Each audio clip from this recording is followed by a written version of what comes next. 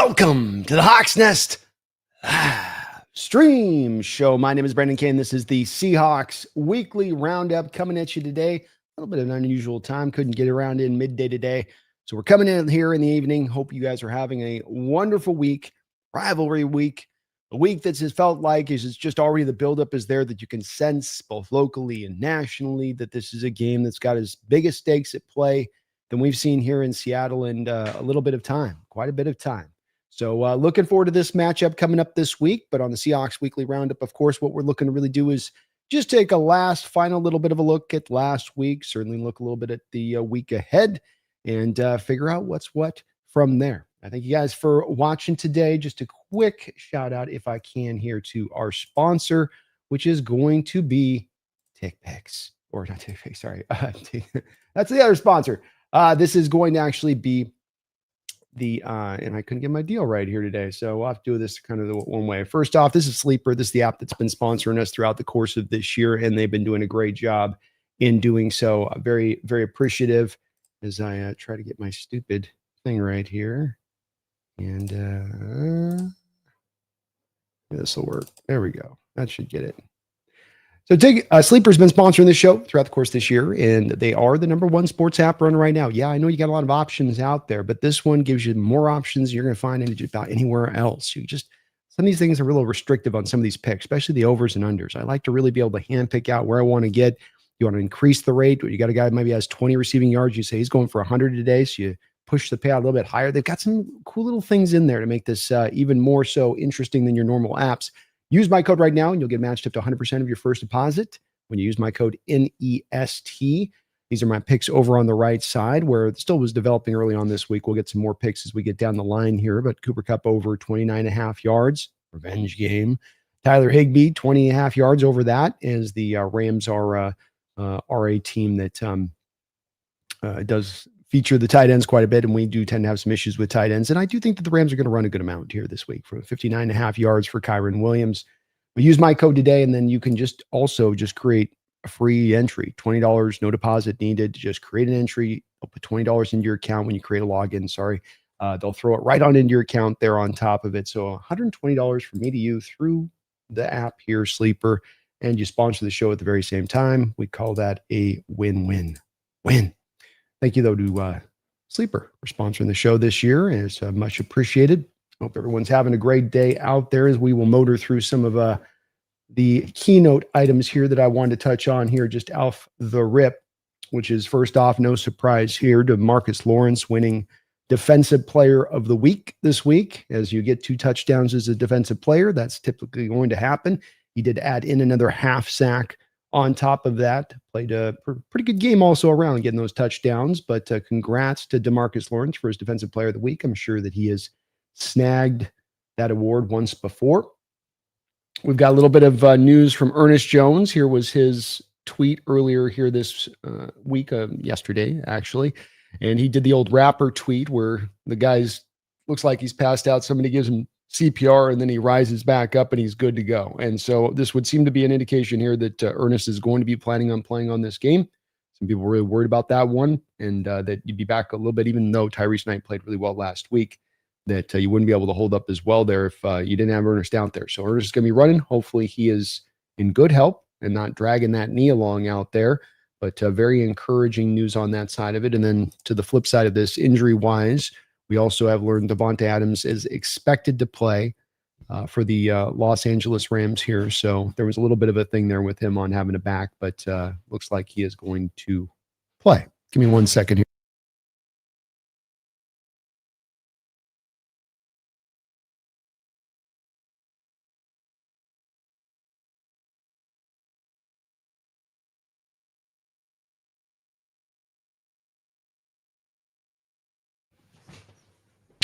All right. So Davante Adams is going to be playing for the Rams here. So the matchup doesn't get any easier there. As well, with the injury report for your Seattle Seahawks, here is your full participation, limited participation. Still kind of early in the week to get a final on maybe some of the people that we're kind of wondering a little bit about.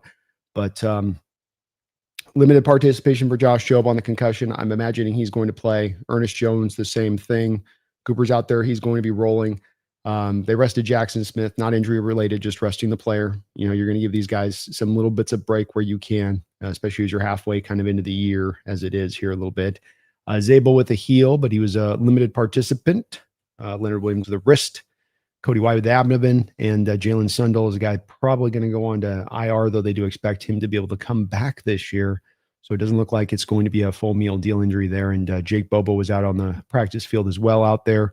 Christian Haynes has been a full participant, which is good to see. Torrey Horton with the groin and shin was a limited participant. So all in all, I think you feel pretty good about where your injury situation is at. We'll be down, I think, here with Love in this particular game. But aside from that, you're going to be, rolling pretty good on both sides of the ball, all things considered. Jalen Sundell as well. But we, of course, got to see Oluwatimi really step up last week and jump out and get it done. So the backup right guard was just asked in the chat there. So that's probably going to be potentially Christian Haynes this week. I wouldn't be surprised if he starts in there. Cable Lou could also be the guy that they look to put into that spot. Kind of hard to say at this point as it does stand. Do you guys want to see what buyer's remorse looks like in the form of a chart?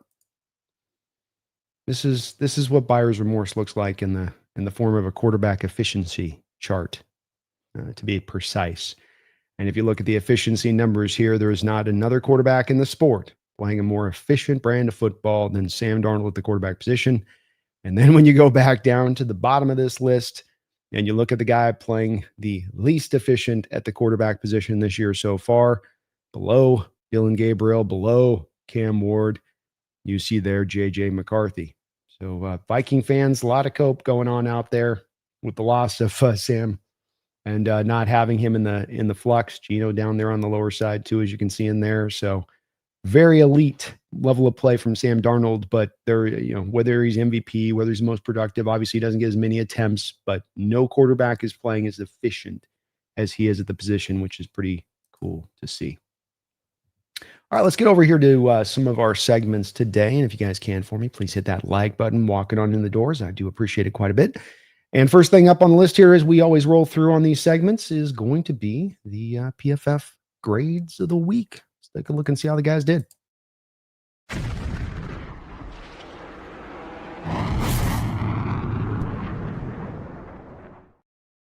Alrighty. So we've got good grades out here today. Obviously, you're in a beat down. You're going to have yourself some pretty nice grades when it's all said and done on that.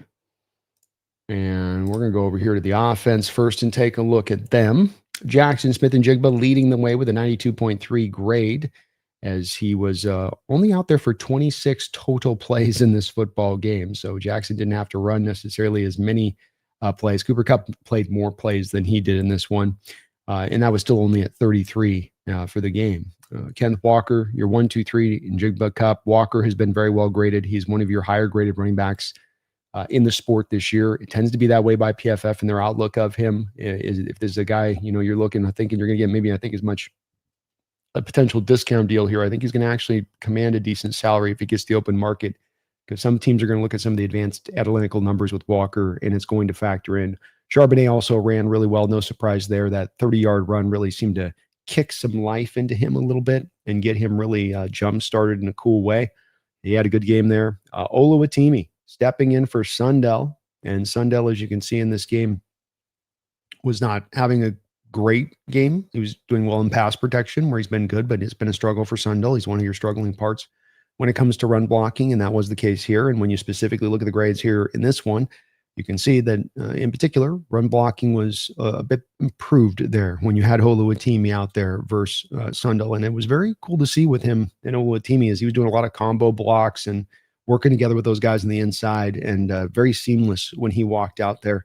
Got to say, watching back the all-22 with the run plays, and you love smash mouth football sometimes when you especially have an offensive line that is taking it to the defense physically, and they were so in that game. So many pancakes, receivers, White with a pancake, Lucas with a pancake, Bradford with a couple pancakes, but guys being violent out there at the line of scrimmage, playing to the echo of the whistle. And Oluwatimi was one of those guys, but what a great development to see him play a game like this. As it begs the question, as I put in the title of the show, you got him stepping up, and maybe there's a slight chance here with Oluwatimi we come to find is a total personage here that he's actually better for us at the center position than what we're getting from Sundell. And I've kind of wondered if maybe some of what the coaching staff's done with Sundell is willing to go through some of the bumps in the road and developing him there at center because they trust in his long term to be this really top end kind of guy or a really upper end center in the sport. But they're kind of going to go through those ups and downs. Whereas maybe Olu's kind of there to where he's going to be now, in his development, not a younger player anymore. He should be really sliding into whatever he's going to be in a final form in the NFL. And if he can be this and add this injection into this offense, look out. Hololani, no surprise here. All three of these running backs, your three running backs, your top 6 graded players in this game. Not a shocker. Yeah, these guys all averaged over 4 yards a carry, but they all ran so hard. They all extended the run. They all found at times creative holes in that. It really stood out in watching the all-22 from the defense of the Cardinals in this game, that there was a heavy amount of over pursuit going down. Guys trying so hard to get to that outside zone way out here, and then you could cut the run back this way. And it was going on over and over again, but that requires the running backs to recognize that the over pursuit's occurring, read it, and cut it back. Those guys were able to do it at times. It was pretty cool to see. Anthony Bradford had maybe his best game of the year. Well graded all the way down the line in pass protection and how he run blocked. And the tape does match this up. He will still have the brutal reps, but it's eliminate those brutal reps down to a bare minimum and then give you some really strong reps around it. As Mike did say, there are times when you're watching him when he puts his hands on guys, he brings them. He can bring a guy to standstill in pass rush, and he can get some movement in the run game. He's got heavy hands out there, and he had a couple pancakes in this game. And hopefully, like Oluwatimi, those two guys can kind of develop in that way. They don't have to put up this kind of grade every week, but if they could put something up to more of the average lens of things, then you're going to be so good because the rest of the line's been doing a really good job. Now, Lucas didn't have his best of his games out there in this one. Charles Cross was pretty solid for you. Shaheed out there limited with 21 total snaps in this game, so he wasn't doing a lot. Likewise, Barner, similar there. On the low end of it, poor Drew Lock comes out for 6 total plays, and he's got to down it and take a knee, so he gets the horrible grade because he's got to take the knees a bunch of times. Zabel not well graded by PFF. This is all coming out of when you look at what's going on with the tape with him, to where he's struggling at times in run blocking with sustaining blocks in particular. He can get the hat on him initially, but guys are really wiping him off of the board in the run game at times pretty quickly. As a pass protector, though, he is holding up. He locks on. He gets set. I don't think that this grade's terribly surprising for a guy that's converting from tackle to left guard here in his first year as a rookie. And Arroyo down there a little bit on the lower end. He's had his share of times down here on the low end at times in how he's been graded on his 29 snaps. Not giving you a lot as a blocker, I don't believe. He's got the effort there, but kind of matches up to what we thought with him coming out of college, which was that you're not getting the best there as far as a blocker at the tight end position. He's not Barner. Let's just say that. Over to the defensive side, Tyrese Knight is going to be my underrated hero of the week. And it's not merely just because he got the 2 strip sack fumbles that led to a touchdown. It is also because of the fact that he played a really complete football game. Look, his tackling was good. His coverage grade was good. Run defense score was solid. Overall, a 93.9 grade. That is star level grade from a PFF standpoint. That's about as good as you will see. The coverage grade's a notable one where you saw him even down the end zone. They're jumping around, almost had an interception in this game. How crazy would that have been if he got a pick in the end zone after getting 2 of the forced fumbles? He was pretty solid as a tackler, good in space. Really a tremendous game from Tyrese Knight, which was definitely the best one of his career. And in that same mold, Nehemiah Pritchett also, as Mike McDonald said in his press conference yesterday, and I would agree with this, Nehemiah Pritchett also played the best game of his career. 23 snaps, didn't play the whole game because he didn't have to. You didn't need him out there every time. But there's times where he's matched up with Marvin Harrison multiple times over, making the plays on balls, eliminating Marvin from an opportunity of making the catch. The one play in the back of the end zone, I posted as a short on the channel today. You can go check it out. The play in the back of the end zone where he's initially given up the reception and he somehow curls his body around and curls his hand up and is able to knock that ball free is an amazing play, spectacular play. And you don't see corners do that very often. He's got some ability to him, and another guy, boy, if he can develop and just give us some more of that solidity there on the depth front, both this year and in the years beyond, as we're going to maybe lose a couple cornerbacks this offseason, that could be huge. Devin Witherspoon is rising up on the grades by PFF. He is now one of your higher rated PFF corners in the sport. He has found a home as an outside corner now. Last 2 games, he has just shut things down. He's not giving up any receptions. I think he had like 1 catch for 6 yards in this game. He was outstanding in what he did Brissett was not even looking his way a lot of the times. Just, I don't even want to try that guy over there. Byron Murphy had a good game. Uchenna, solid game. Woolen was great in this game again. I think their grade doesn't represent how good he was, though they ding him a little bit for the tackling, which is going to happen with Tariq. Let's face it. That's just kind of a little bit what you're going to get with them. He can drape and coverage and all that other stuff. You put up with that stuff, and you're not as mad about it. But you like to see make sure that the draping is going with the maybe some of the tackling deficiencies on the counter of that. Mafe, decent game in there. Kind of quiet with him, both him and Derek Hall coming in. 39 snaps for Derek Hall, 31 snaps for Boye Mafe. So I know they were able to get, Mafe, I think, was able to get his first sack of the year at least. But they do remain kind of quiet off that edge. And you can see week in and week out, Uchenna and DeMarcus Lawrence are both getting higher grades than these two guys. And this is why DeMarcus is eating up 44 snaps and Uchenna is eating up 45 snaps. And on the other side of it, Mafe and Hall are going to have to make do with what's kind of left over on the rotational front. Brandon Peely needs to give us some more on the inside here against the Rams this next week. The lowest graded player with 18 snaps. Got to get more as we need him in there for the depth. And we're going to need him against this Rams team that is going to want to run the football. Nicky Manwari had a couple of completions he gave up, but he gave as good as he got. And I think a big part of this grade is the fact that at times he was heavily picked on out there in coverage where they didn't want to go at Witherspoon. They didn't want to go at Woolen. So it was going after Manwari over and over and over again. And so, look, he had some pass breakups. He had 4 PBUs. Like I said, he was really good in this game, but the grade kind of dings him a little bit for some of the completions given up there. But he had a really good game. Grade doesn't really represent, I think, how good he did play. Special teams, always hard to pin this stuff down. Patrick O'Connell got some snaps out at linebacker in this game. Was one of your higher graded guys. Holani as well. Got the touchdown and did well on special teams, which is good to see. Same with Nehemiah Pritchett having his really best game as a Hawk all around, not just in coverage, but playing well in special teams too. So very cool to see there on that side. They dinged down on Eamon Warren Shaheed a little bit. I'm not sure. I think with Shaheed, he had the fumble. So that would be the reasoning a little bit there on that one.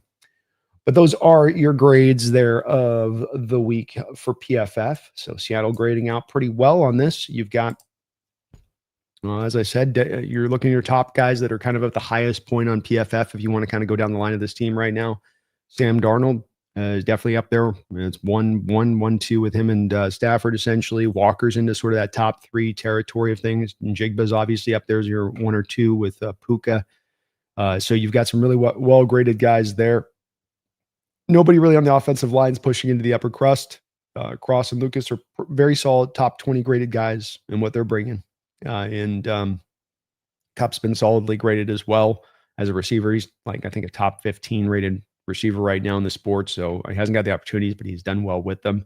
It's more backing. The guy's he's got a little bit more left in the tank than some people are giving him credit for there. Defensively speaking, Witherspoon's been a really highly graded guy for you. Leonard Williams is pretty well graded, though I don't think he's the top on that. Murphy's been well graded as well. These guys are in a good spots, but I don't think anybody like top 5, top 7 off the edge or necessarily a defensive tackle as it's currently rated. Same thing on the linebacker front, though Tyrese Knight probably pushed himself up a little bit this last game. And then secondary, it is just right now Witherspoon, really. Though Eamon Warren has also been highly graded a little bit. So Eamon Warren is like a top 12 graded corner as it stands right now. Let's get over to fun segment today. I usually struggle to find one big hit of the week. This week I've got 2 of them. 2 big hits of the week. The biggest hit of the week. Seattle Seahawks came out with a mentality against the Arizona Cardinals. It was very clear from the onset.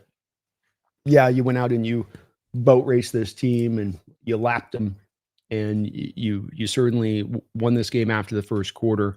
But there was also a bit of a spirit and energy at play from Seattle, as almost though Mike challenged them to say, don't let what just happened out there in Buffalo here in the early games to Miami happen to you. Come out in this game, be ready to play, take this advantage of this opportunity. Don't be looking to the Rams next week. Put this team down, put them away early, and you will rip the soul and spirit for which they have, if they have any. And that's what you were able to do, but you did it by being physical. It's the offensive line going through this game and dirting guys up, dropping stacks of pancakes, being willing to get in there and really get after it, not just be content to just kind of lay your block with a bare minimum kind of nature to it, but really getting after and going. And likewise, the defense was there on this side of it too. So let's take a look at a couple of these hits here that were just fantastic. Fantastic hits in this game. Fun tape to watch, by the way, going back through on the All-22. I mean, there's been some fun ones already this year, but this one has been very similar in that this might have been the funnest tape watch to go back and watch the 22 on. First guy up here we're going to look at is going to be Kobe Bryant. They call this running the alleyway from center field. And they call it running the alleyway because, as you can see on the high side of this, number 8 standing there with half of his head cut out of the screen. And what you have to do is you have to be off ball, just about as far as a player can be off ball. You're going to have to go find that running back, and you're going to have to clear and run the alleyway and not get tripped up. And you're, a lot of times, as the name denotes, in safety, you are that sometimes last line of defense in there. What's cool about this is that Kobe Bryant actually attacks this play, and he really meets this downhill to where this running back is barely past the hole when he's lighting him up. And this is a play that safeties would love to watch because it's very easy for that safety to sort of stay back there, not engaged, not as I think Mike McDonald would probably say here, pull the trigger, but watch him pull the trigger and get downhill. If he's a little slow there, if he's just a little slow getting down here, a little bit lackadaisical, you have Higgins there working the block on Drake Thomas. And, okay, well, Drake's out of the play. What if I turn around here and then I've got the safety and I can get that safety pinned off with 84 there. So 84 next to 20 there. You can see he's working on that block. But see, if this is a hair beat sooner and Bryant's another 3 or 4 yards back behind there, Higgins might have an opportunity to kind of turn back around and get a block late. But he attacks it and then just comes up and lays a vicious hit. Love this hit from Kobe. He's got a little pop in those pads. Former outside cornerback transitioning to safety doing that. Yeah. I like this. Boom. Good old school football there, huh? Just some good old school football there. That's all. Let's get another one. That one was a good one. All right. That was pretty good. This one's better. This one, bam. Clean. I mean, pristine.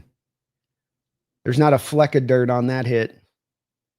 Oh, right into the rib cage. Definitely rattling the ribs. He's not breathing right tomorrow, I'll tell you that. Tayakata comes up with a brilliant hit, though. Takes his head out of the hit, shoulder into the chest. Completely clean here. How easy is it for those players that we saw Budda Baker have it in this game with the head-to-head on JSN? Very easy for your head to just slide into the hit, even if you're not really meaning to try to spear him. Though I'd argue that Budda was kind of spearing a little bit on that one. Like he definitely was leading with the head. But you got to take your head out, still run at full force, get your shoulder turned sideways, hit the target sign, which is like right here as that guy's running full speed, as you're running full speed, as you're running 2 different directions.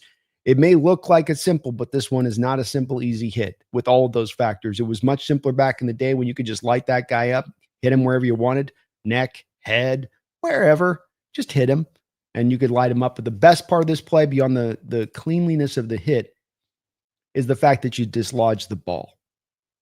Beautiful play by Tayakata, who's playing some tremendous, tremendous ball. We couldn't have asked for better from this kid as a free safety filling in for Julian Love the past few weeks.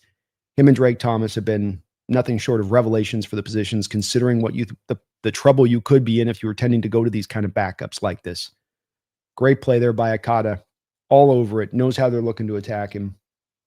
And some great hits here by your Seahawks. I got to do this one more time. Come on, one more time. Give me one more. Sit down. You don't live in the middle against us. You don't be throwing those passes. You don't be throwing those hospital balls in the middle of our defense. We will light you up. I will light you up. All right, let's keep this moving and groving today. And we got next up on the old listito is let's take a look at that underrated hero of the week.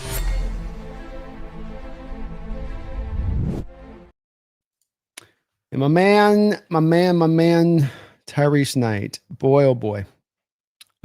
Sensational game from our guy Knight. All the way really good all the way around. He was good in coverage, good as a tackler. Just try to bring up the last couple of notes I had for him here. 8 tackles on the game. 6 of them solo, by the way. 2 sacks. 3 tackles for loss, and 2 quarterback hits. Kind of not sure if maybe he shouldn't have been probably the defensive player of the week with a line like that. That's pretty good. 8 tackles, 2 sacks, 3 TFLs, 2 quarterback hits. Don't know if I can remember the last time. Let's just remove out the fact the fumbles caused a touchdown, or remove out the fumbles. Just call it a sack. When was the last time we had an inside linebacker post that kind of stat line? I don't even know if Bobby probably might have done it once, but the 3 TFLs on top of it and looking good in coverage in addition to it. But the plays I want to really feature with him here and show you guys are going to be the plays that are those fumbles, because I did talk a little bit about, that he did some cool things and we were talking the post game in the presser and my wrap up video. But I want to really illustrate a couple of things here with this. And we're also going to be on both of these 2 plays, by the way. They're going to also be my play call of the week. So we're going to show these from the sideline angle so you can see why it's my play call of the week and what you did here. It's a great call by Mike McDonald. It catches the offensive line of the Arizona Cardinals off guard. There's no doubt about that. But the way Tyrese Knight on both of these 2 rushes with 2 different situations going on at once. First, the first strip sack is him having to make sure that he runs through the right gap, because the pre-designated gap here gets filled by DeMarcus Lawrence getting slid into where he wanted to rush from. Now, if Tyrese Knight forces this, I'll just run the play once so you can kind of see here. If he just forces that into DeMarcus Lawrence, he probably creates a bit of a traffic jam here with DeMarcus. So let me show you with a kind of a pause here. So we got the snap, right? The Cardinals are, for some weird reason, deciding they're going to take their extra tackle, beach him here, slide him back across the formation post snap. So you're left here with a free blitzer theoretically here in Tyrese Knight, because you can see the running backs picking up Kobe Bryant coming off the edge. So when we move this just a little forward, and I'll do a regular speed here, look at that.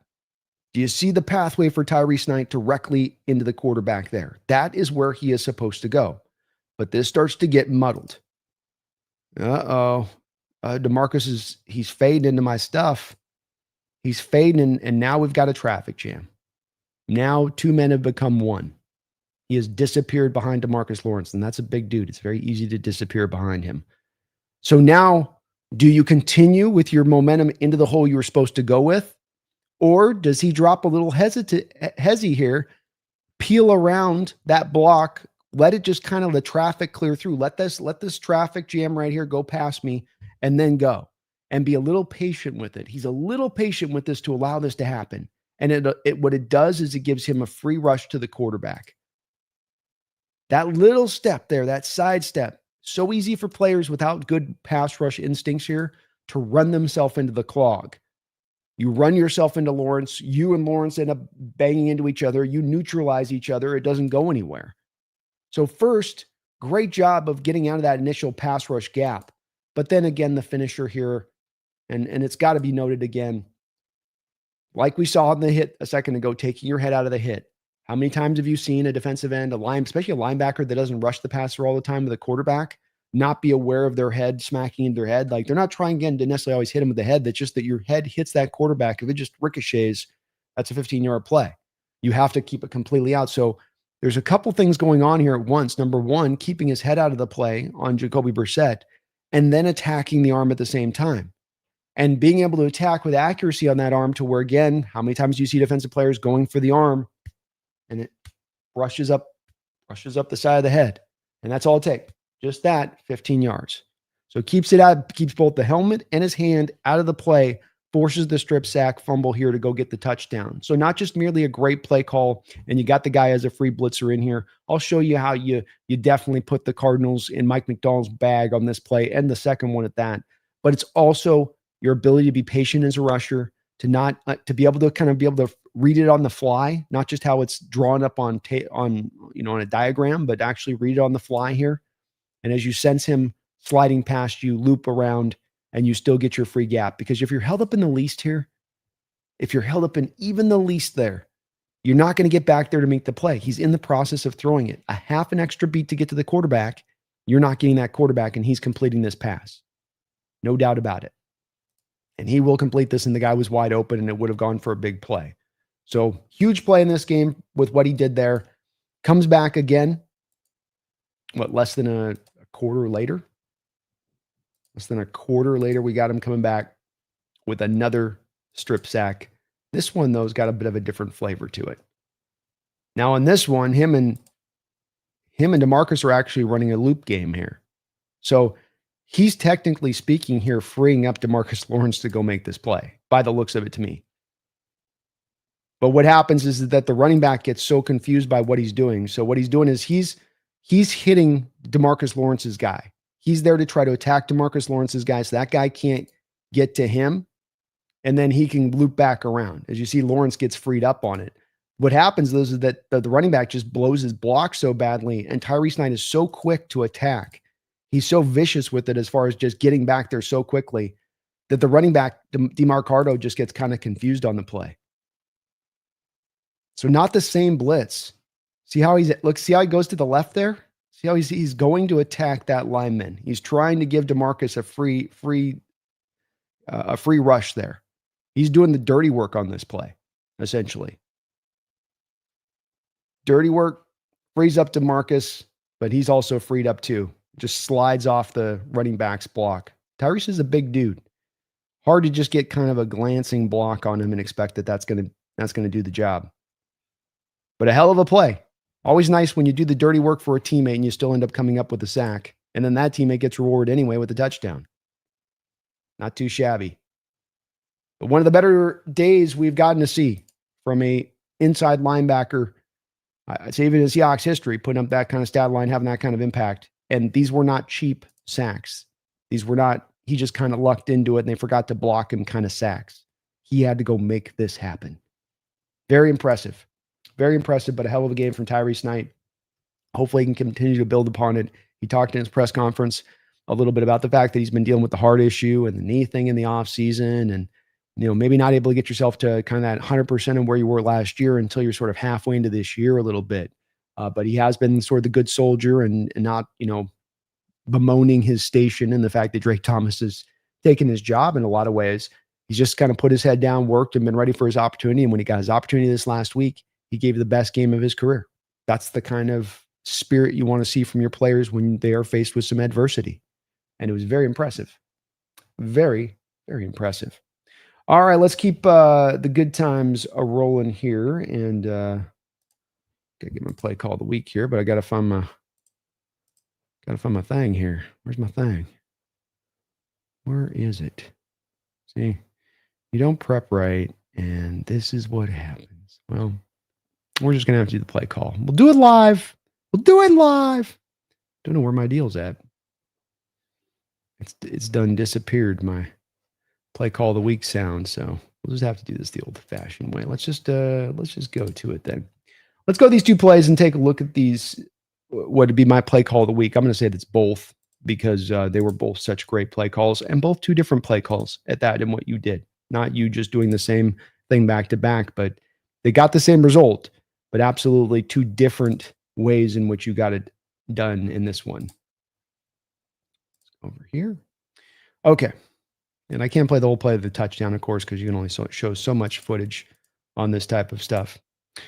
So let's come out and let's set the stage here for what happens on this Tyrese Knight strip sack fumble for both of these two plays. First off, you're coming out in what would I'd say to me, if I'm an offense, it looks like cover one, could become cover three, but by the looks of it, you've got Tariq Woolen on the top side of the screen and tremendous amount of off coverage. That's not just off coverage, folks. That's well over 10 yards of off coverage from Tariq, which is, there's a little bit of an indicator here on what he's doing post-snap with that very, very deep off coverage. Then you've got Devin Witherspoon at the bottom of the screen in press coverage, looking like he's going to be running press man. And then you have Ty Cotta in the far left-hand side of the screen, way over on the far left hand. He's out there as your single high safety on this play. The Seahawks have stacked the line of scrimmage. You got three guys over to the weak side of the formation, kind of weak side. It's a balanced formation here from the Cardinals. And then you have three guys over to essentially what would be kind of the high side of the formation. Well, technically, Murphy's over to the weak side as well here and how they've got him shaded. But six guys for the six of the Cardinals plus the tight end 7 plus a running back gives you 8 in pass protection. So if they send everybody here from a Seahawks perspective back to the Cardinals should be okay here. It does not necessarily mean that they're going that this is going to be the way that this thing rolls, is that they're overwhelmed because you can send 6 guys. They've still got plenty of guys in there to help out. What happens here is the Cardinals get funky with it. They almost kind of overthink this a little bit, and you end up with a free rusher essentially because of it. And so post snap, as we drop back, Ty Akata leaves the screen. What's Akata doing? He's playing the cover 2 to this, I'm going to call it the weak side of the formation, if you were the near side of the field to you on your eyes here.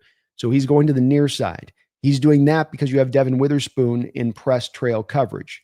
So watch Witherspoon here. He's not in pure man to me. Watch, it's to me, the thing that indicates this is not pure man to me is the bounce step here, right here.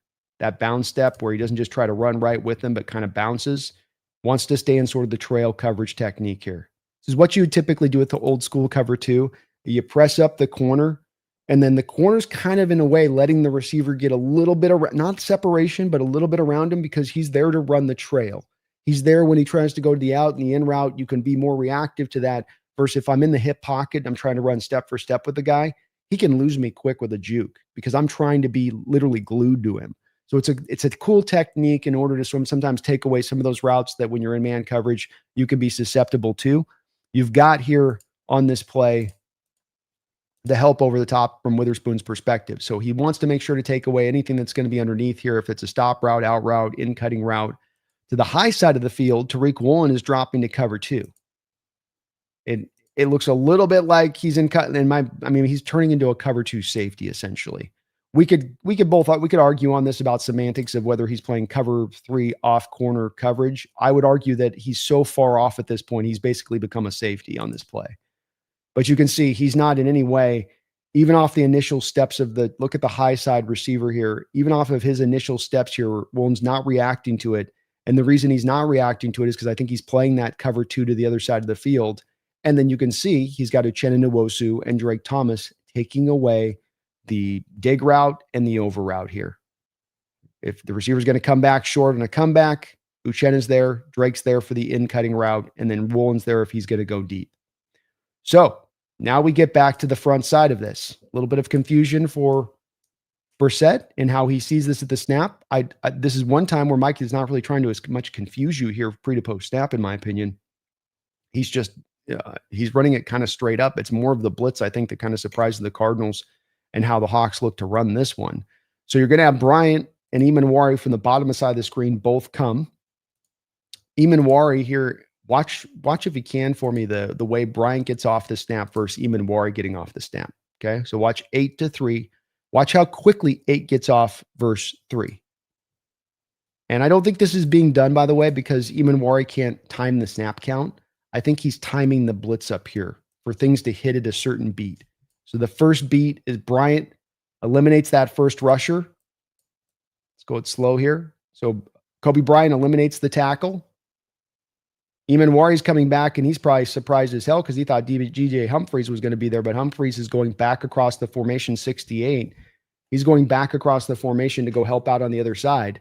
This is where the Cardinals have messed up because something in their pre-snap rotations here are telling them we're going to need to have the extra help over to the right side of the offensive line where Seattle's only going to be rushing 2 guys.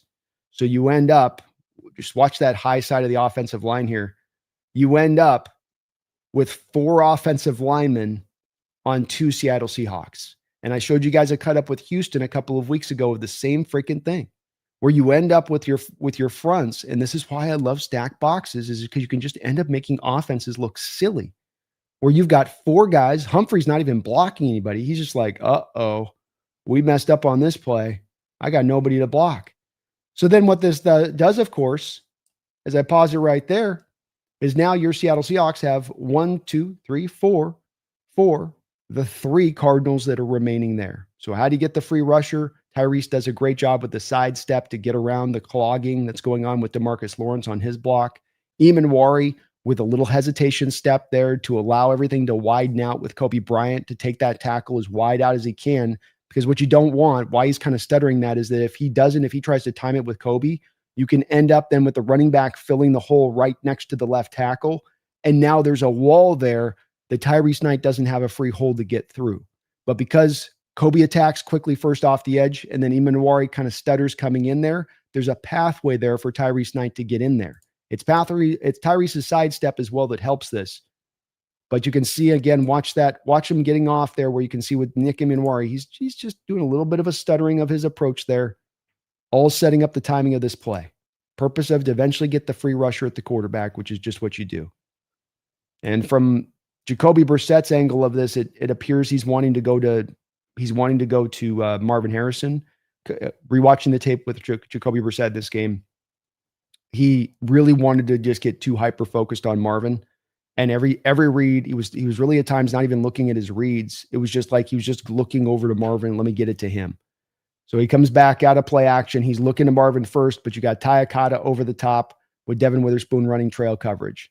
So he goes, oh, hell, I can't go there. But now look at Trey McBride. Trey McBride wide open in the middle of the field. Wide open.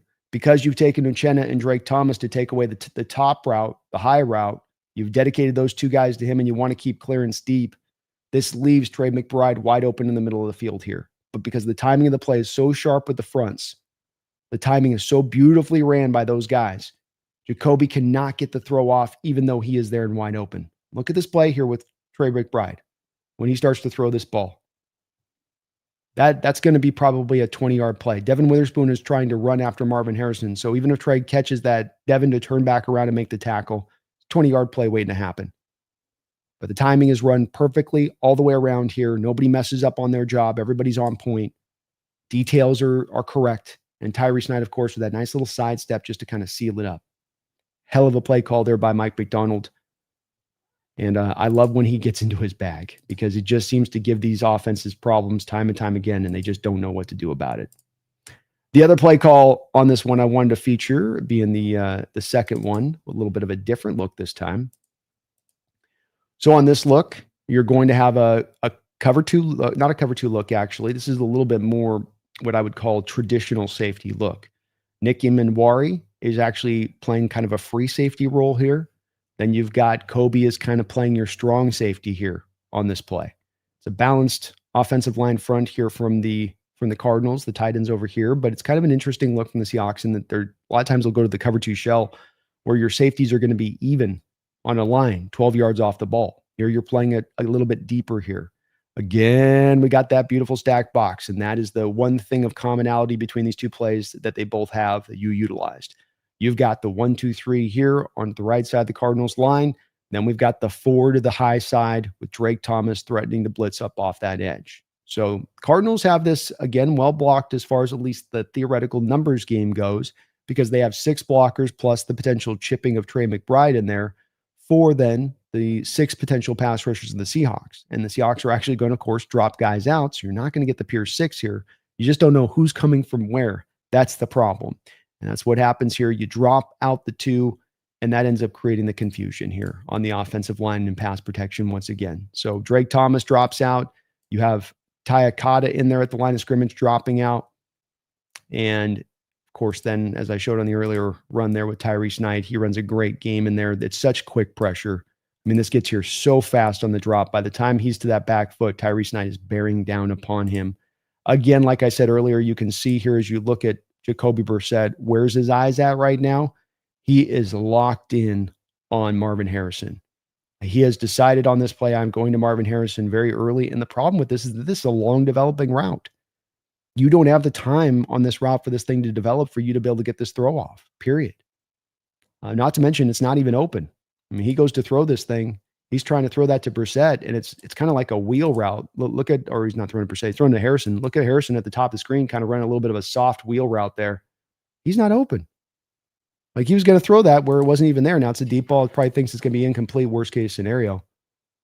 But a strange read there from Jacoby. I kind of got the impression when he got in there for Kyler, there was kind of this onus upon like, all right, you're going to actually feature Marvin. Like we've had a hard time getting him featured with Kyler. They're not on the same boat.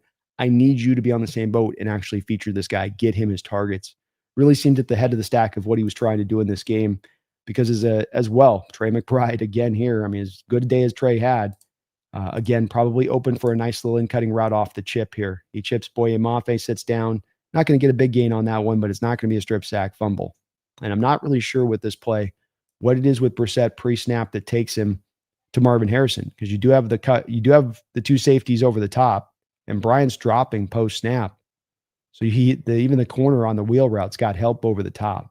Strange processing from Jacoby on this play. And again, I think I just drive it back to he's just trying to feature his first round pick that they took really high and kind of validate that.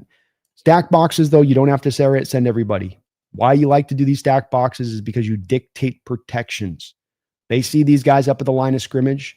They've got to account for these guys. They don't get to just go, well, we just get to ignore it. And it's actually 7 they've got up here. So this is a big stress test here onto this Cardinal team by your lineman, how you set it up. You still end up sending extra guys. You got 7, you drop in 2, you still would end up with a fire zone blitz here. But you just create confusion up front of who to block, who's coming, who isn't coming. You end up with linemen who are sometimes staring at places and they're not blocking anybody. So in this case, look at the center. Watch Froholt, one of the better centers in the sport. Watch what happens to him here. I mean, he kind of ends up sort of ends up picking the block up on Leonard Williams to try to help out Evan Brown. And technically, you've got the running back helping, so it's not totally a blow on that. But I think ideally the Cardinals are drawing this back up. You pick up Knight on the inside, and we trust Evan out there with the one-on-one. We're chipping off on Boye, so our left tackle should be fine. But you end up with a lot of linemen against this defense that just end up kind of late blocks like this with Froholt, where early on he's not touching anybody. If this was just a pure double team, he'd be drawing right into Leonard right from the jump. He's just kind of drawing back, arms wide, trying to kind of assess who's coming where, and he doesn't think about Tyrese at all. And then finally, eventually, when you're pretty deep in his play, he finally lays his hands on him right there. Finally gets his hands on Leonard Williams. So you have a lot of linemen. Showed it on the last snap, showing it on this snap. You have a lot of linemen in these situations at this point who just not sure where to block. And a lot of post-snap kind of looking around, or guys floating back over here thinking it's going to be here, but it's way over. Your guys are actually coming from this side. I maintain that since we got out of that Tampa Bay game, Mike has really been in his bag with this type of stuff. And it's not that he's having to blitz 24/7. It's not that you just send the house every time and that you risk everything, but it's that you're peppering this in enough with some of the standard issue stuff that you do, which can sometimes be a little bit vanilla, especially with your fronts and the 4-man fronts at that can be enough to kind of upend offenses and make them have to kind of think a little bit more. And really, once you get them thinking like that, that's when good things happen. That's when you can force turnovers, as Mike has for multiple weeks over now. When you look at the back of these plays calls I'm featuring, not only is it a featuring of a play call that's allowing you to get to the quarterback or create pressure or go get the sack, it's causing a fumble.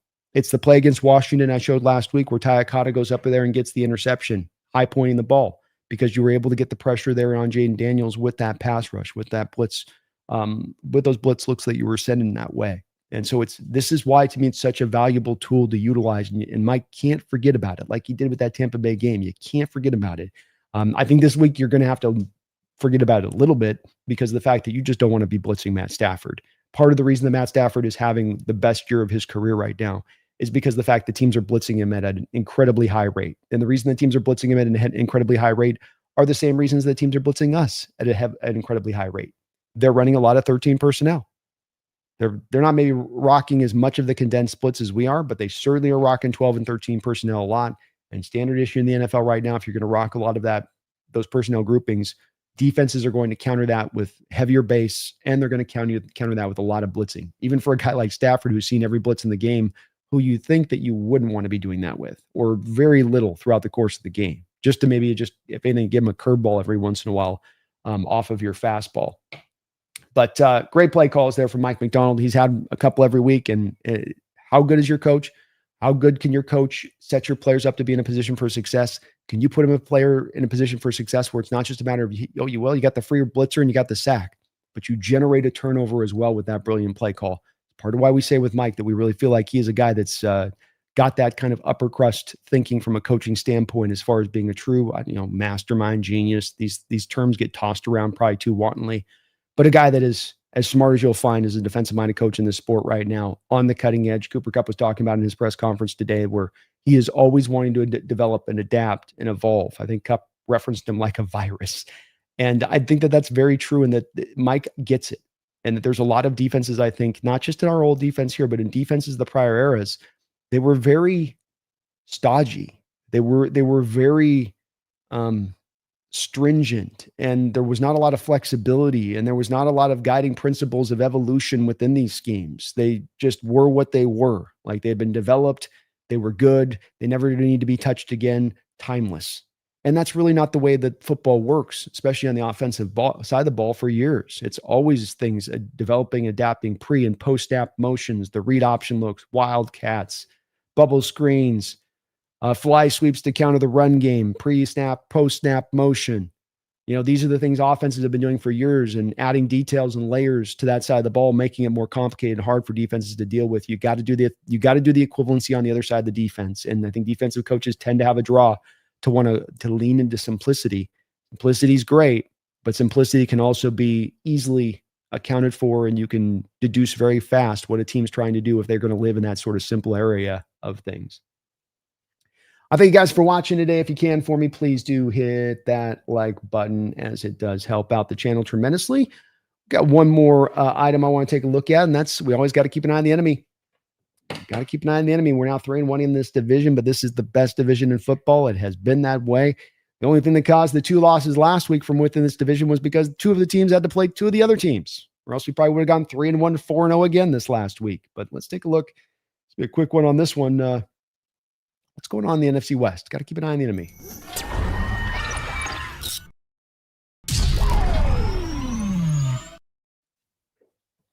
Alrighty. So we have the Arizona Cardinals, of course, who did fall to the Seattle Seahawks badly. They came into this with a nice +7 ratio as a last place team in this division. They leave it with a -13. So they're definitely, looking more a little bit in that way, like a maybe last place team. And it does look like this season is starting to slide for the Arizona Cardinals. Our fans got so mad at me when I said that I only see a 6-win season for Arizona. 6 wins might be tough to come by at this point if we're heading at the current rate.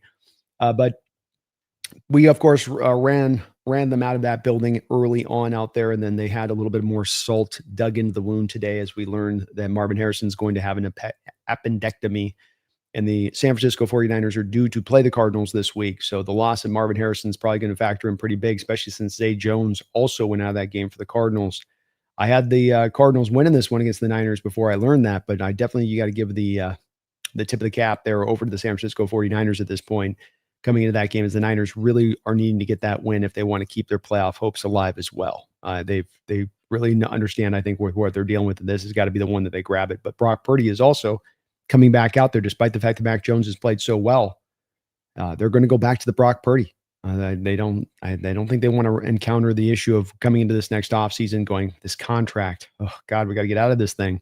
And that's looking the way that this is set up right now. So Brock will go back out there this upcoming week. Ricky Pearsall's back out there for the Niners. That's good for them because they did lose, as they've scuttled a little bit here recently after a very nice start. Understandable with all the injuries that they've had. They lost the Rams badly. Both the Rams and the Hawks were able to just completely beat the hell out of these 2 teams.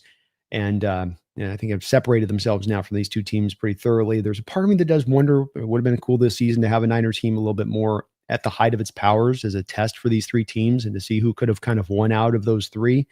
As you have so many divisions where it is kind of a neck and neck race down the line, but to have that sort of 3 teams that were all as good as you'd find in the sport, especially the Niners, I think when they are actually healthy, would have been a very cool thing to see. But unfortunately, Niners have lost a lot of guys this season. They're out for the year. And it's an organization at very much kind of a crossroads about what they're going to do this offseason. You might see Trent Williams retire with McCaffrey. We'll see with that. He's going to come off another season here with about 450 touches, at least what he's on pace for. And some guys coming off some major injuries this offseason in addition to that. But Seattle, LA, knocking it out 7-2, the only division with 2 7-2 teams right now. Even close to that, I would say. You got the Chargers are 7-3, so they're kind of close to that out in the NFC West as well. But setting up the matchup here, plus differential 103 for Seattle, 98 for the Rams. It's about as good as you'll find in the sport of anybody, save for the Indianapolis Colts.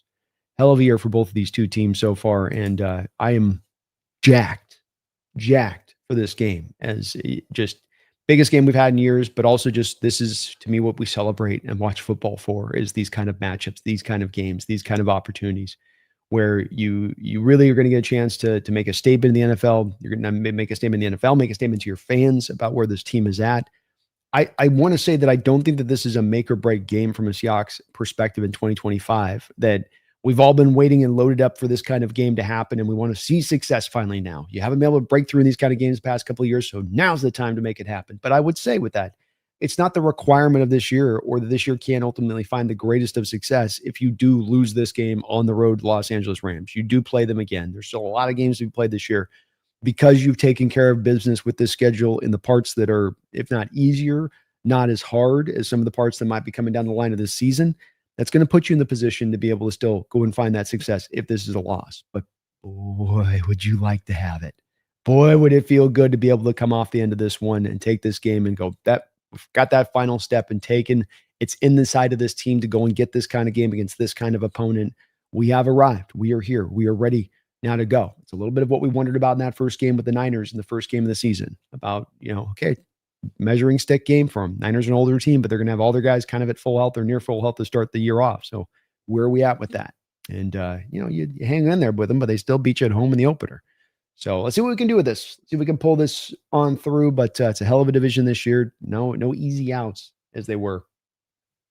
No easy outs. Whitney says, Brandon, you are in your bag, sir. Thank you, Whitney. I appreciate it. I'm having so much fun right now. We've had 6 years here of a lot of turmoil. It hasn't been bad football. Let me say that. It's been, and we of course have had a lot of things to kind of celebrate within that time too, but it's been a lot of turmoil because this organization has been faced with so many tough decisions, and then the turning over with the Russell Wilson trade, and then the turning over with the Coach Carroll, the turning over this offseason with the Geno and the DK and the Tyler Lockett's. And that the fans have been kind of on a bit of a ride with this. We all have. And now we have gotten through this hard work that the general manager and this coaching staff has had to do, the tough decisions. And then you got to go through the development off of those tough decisions. And now you're to the fruition of that.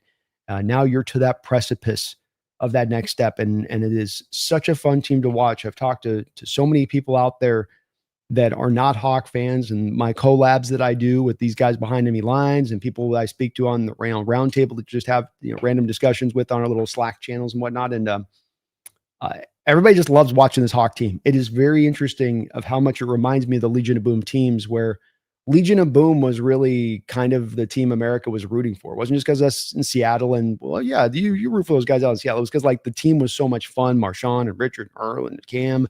And even though you had a Manning playing in the Super Bowl, there was a lot of fans, I think, that even though they all thought we were going to lose to Manning in that offense, who were like, but I do kind of hope Seattle wins. I just kind of root for them. I think this is an easy team to root for. There's a lot of personalities on this team that make you, want to see them succeed, and that they're just fun to watch. Jackson Smith's a fun player. Sam Darnold, the way he's playing the quarterback position is fun. It's not boring. It's not Jalen Hurts. Like, my eyes are bleeding watching this guy play this position. You got Kenneth Walker is electric. Zach Charbonnet is a hammer. You got an offensive line getting after it. A defense that's 1 through 11 strong, plus the depth. They can throw waves of pass rushers at you. Leonard Williams, a big cat in human form. Byron Murphy, the young up and coming rising interior defensive lineman who just is impossible to block up front with one guy. And then, linebackers, the back end of the corners, you got developing now. Woolen in full drape mode. Witherspoon finding his home as an outside corner. Manwari playing like Kyle Hamilton out of the slot. And then filling guys like Tyakata and Drake Thomas not missing a beat in their performance from what you had gotten from those positions at the starters prior. It's a lot of really cool things on this team, and it makes it fun to monitor them, track them, and just analyze. And they're running fun schemes now. We're not running outdated schemes on both sides of the ball. We're not shooting ourselves in the foot with a strategy that takes advantages off the table for needless reasons. We're really trying to utilize everything across the board, including even things like trade deadline deals and adding guys like Rashid Shaheed. Oh, yeah, just that too. Hell of a time to be a Seahawks fan. I definitely recommend celebrate and enjoy this, because we've had the times on the other side where it always hasn't been as good. And Lord knows we could be the Cardinals, because they're going through it right now. They're going through it. We'll do a little bit of a Q&A session today. Probably won't go super long today, as yesterday was quite a barn burner for me. We had about 3 shows yesterday, so I got pieced out by the end of the day yesterday. But let's see where you guys are at. Love to hear where the 12s are at. mentality-wise here this week? I know everybody's hyped to the moon.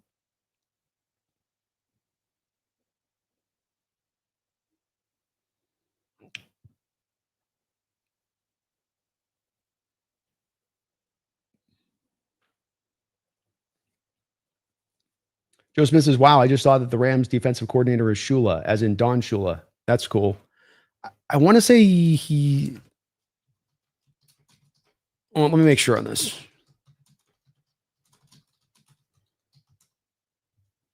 Yeah, grandson. So yeah, he's the grandson of Don Shula. Been a couple Shula coaches, but it is very cool.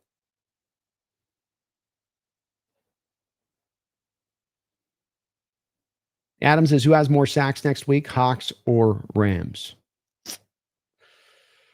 Boy, I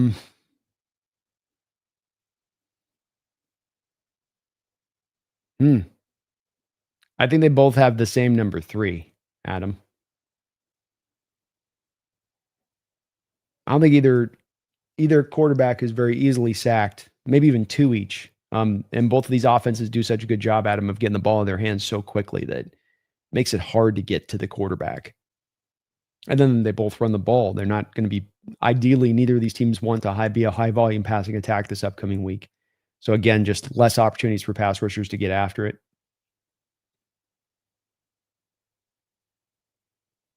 Vin says, I feel like Seattle's going to have to score 28 points to win. I do have us as a 27-24 win right now, Vin. So to your point about that, that's about what I see us having to do too. I think I don't know if it'll be a full-on barn burner explosion, just 35, 40 points, but I think you're going to get some scores in this game. I think offenses will find abilities to move the ball. They're too good.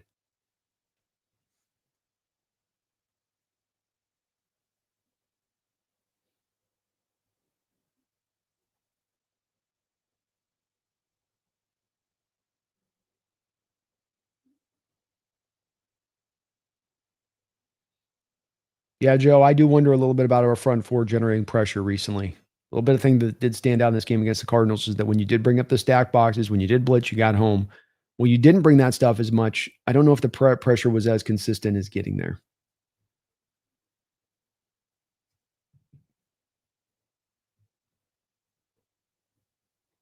HSG, bro, the whole media is saying this game needs to be flexed to Sunday night. I know that the NFL loves its Eagles-Lions matchup, but if this one's got that beat. It really should be.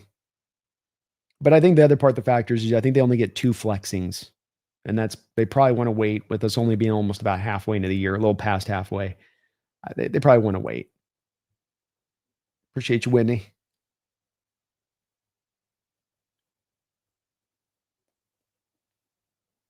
Ryan says, yep, but on top of everything else, I want this win because it's the Rams. They've had our number for years, and I want the change. I agree, Brian. And I think you echo what a lot of this fan base feels. They want this right now. It's not a matter of us high on the hog after the LOB years and back-to-back Super Bowls. This is us hungry, having waited. Only a couple playoff wins in the past about 10 years. Like we want to get after this.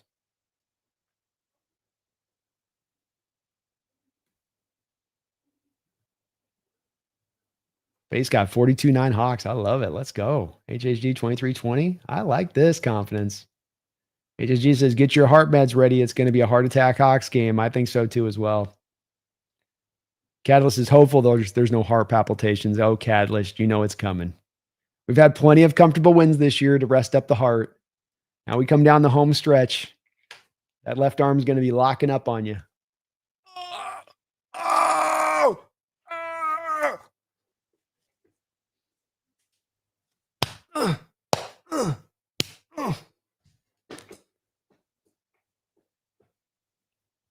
Koken says, I never knew the Roundtable stream was a whole different channel. I thought Roundtable was behind enemy lines, laughing out loud. Oh, well, maybe I probably should promote a little bit better on the channel, Koken. Indeed, if you guys are wondering, we do have an NFC West Roundtable that is not a behind enemy lines, but a separate channel that we do every Tuesday. And probably by next year, we'll be doing twice a week. We're trying to push the Roundtable folks to let us get that rolling by next year at twice a week. And we are kicking ass over there. It is so cool. So much fun working with those guys. And yeah, we go every Tuesday out over there, Koken. I got to probably get that over posted over on the channel here so people can see on the community post section. People said, I have no clue why the Rams want to wear their midnight black in broad daylight.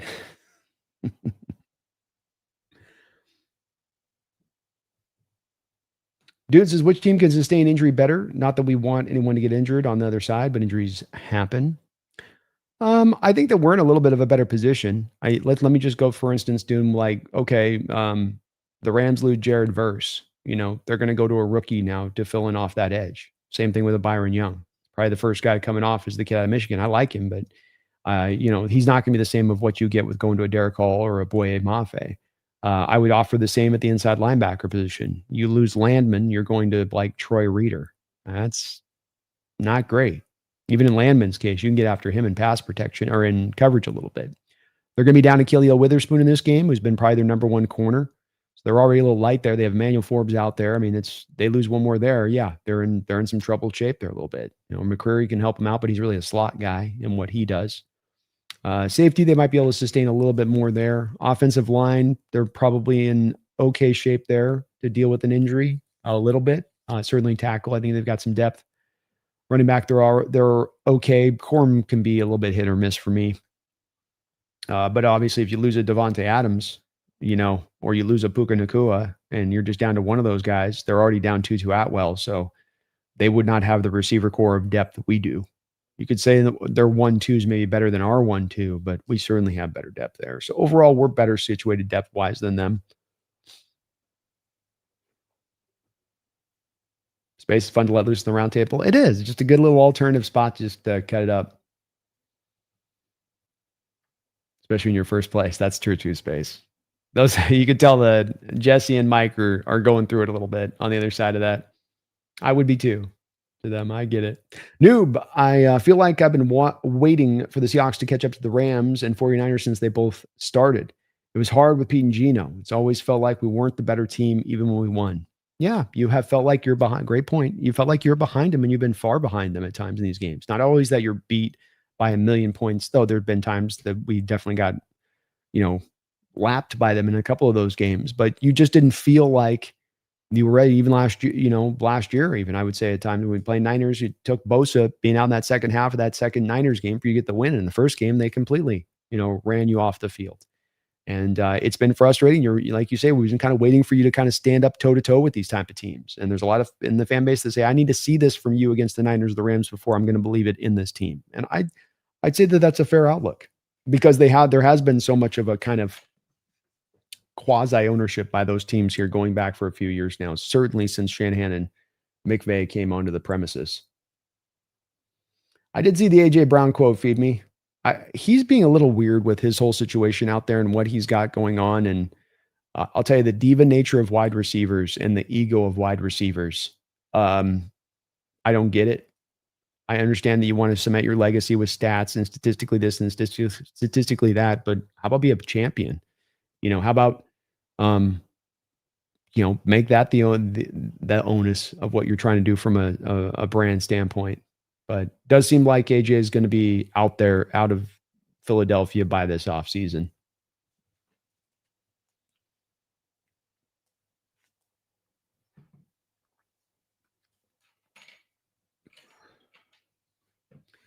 Noob says, speaking of Pete Carroll, people are finally kind of letting it slip how that split up went, which I've wondered about for a while. Yeah, well, eventually you get the full story, noob. Sometimes it takes a while.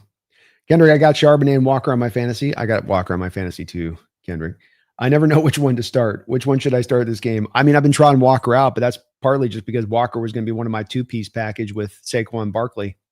You can see how my fantasy's going. My season's going, Kendrick. I swear I know y'all think you have the worst luck in fantasy. I got the worst luck in fantasy. Draft Joe Burrow, he's out. Make a trade for CJ Stroud, he's out. Go for Saquon Barkley, he decides to fall off a cliff this year. And like you say with Kenneth Walker, you don't know which week he's actually going to be, you know, utilized a bit. I think that they're going to share the load, Kendrick. I don't think either of these guys are ever this season really going to get into like a 20 carry mode unless one of them gets injured. Best case for both like 14 to 15 touches a day game, probably. Koken says Rams are wearing black to their own funeral. How cute. Enough said. I like that. Joe, I want the Hawks to take down the Rams before Stafford starts to fade. I want the glory, I respect Stafford and want to take down the best. I love it, man. I love your thought process. And I think I'm a very similar person in the way that I look at the situation there. And then I go, I want, it's kind of like I was thinking with the 49ers, be kind of cool if the Niners were still sort of at good health going down the home stretch of this season to see how all of this could kind of shake out between these three teams. Let the best man live, let the best man stand. So I'm with you on that. That would be cool to see. And this might very well with Stafford be potentially even his last season. So you're running out of time to be able to make that statement against him. Brendan, we don't want it to be like Aaron Donald, where we just go, we never solve that guy. Brandon, I hate playing against Puka. He's got great hands, tall, and hard to take down. He's a great receiver, man, and as unique a receiver in this sport, I think, as you'll find with some of what he brings to play. I mean, he's got conventional skills, but just the toughness, the winning contested catch situations, contact catch situations, the catch concentration, the ability to play inside, outside. Yeah, he's a really good player. Bald Head says, hey, B, if you already discussed it, but what are your thoughts on our next game's outcome? I think we for sure have a chance to win against a really good Rams team if we force Matthew to throw a lot. I think you touch on exactly where my thinking is with this. When you have the greats, a lot of times you don't have, to me, 15 different options for a strategical attack to go after them. When you have the greats, when you have a quarterback that's played in the sport freaking 20 years, and he has basically solved the quarterback position. He's got his post-doctorate work that he's done. And you're not really going to surprise that guy very often or catch him off guard. And so where I think it comes down to is a little bit more of a simplicity when taking on the great ones. When you go to like a young player or a rookie quarterback or a guy that's just in his first couple of years, I think you do get into more, we can do a variety of things at this guy and really get him spun out. So really where your point comes into, I think this is an important point. You say, we got to force Matthew to throw a lot, is what you mentioned, Bald. And that's the part that I would echo fully. And the way you do this is the Rams want to run the ball. They are going to consistently stay at running the ball throughout the course of the game. Even if they only get 3 yards of carry at it, they do not deviate from it. They tend to stay on top and keep that balance. Partially, I think, because McVay is aware of this very thing that I'm about to talk about. Matt Stafford has had a thing that's gone back to his Detroit days. It has been mitigated in Los Angeles, but not mitigated to the point that it's completely out of his game no longer. He is a gunslinger for the position. And he's a gunslinger that understands how to do a good job for the most part of being a gunslinger without necessarily throwing a lot of balls in harm's way and all that. But he is a guy that will try to fit balls into tight places that maybe other quarterbacks wouldn't even attempt.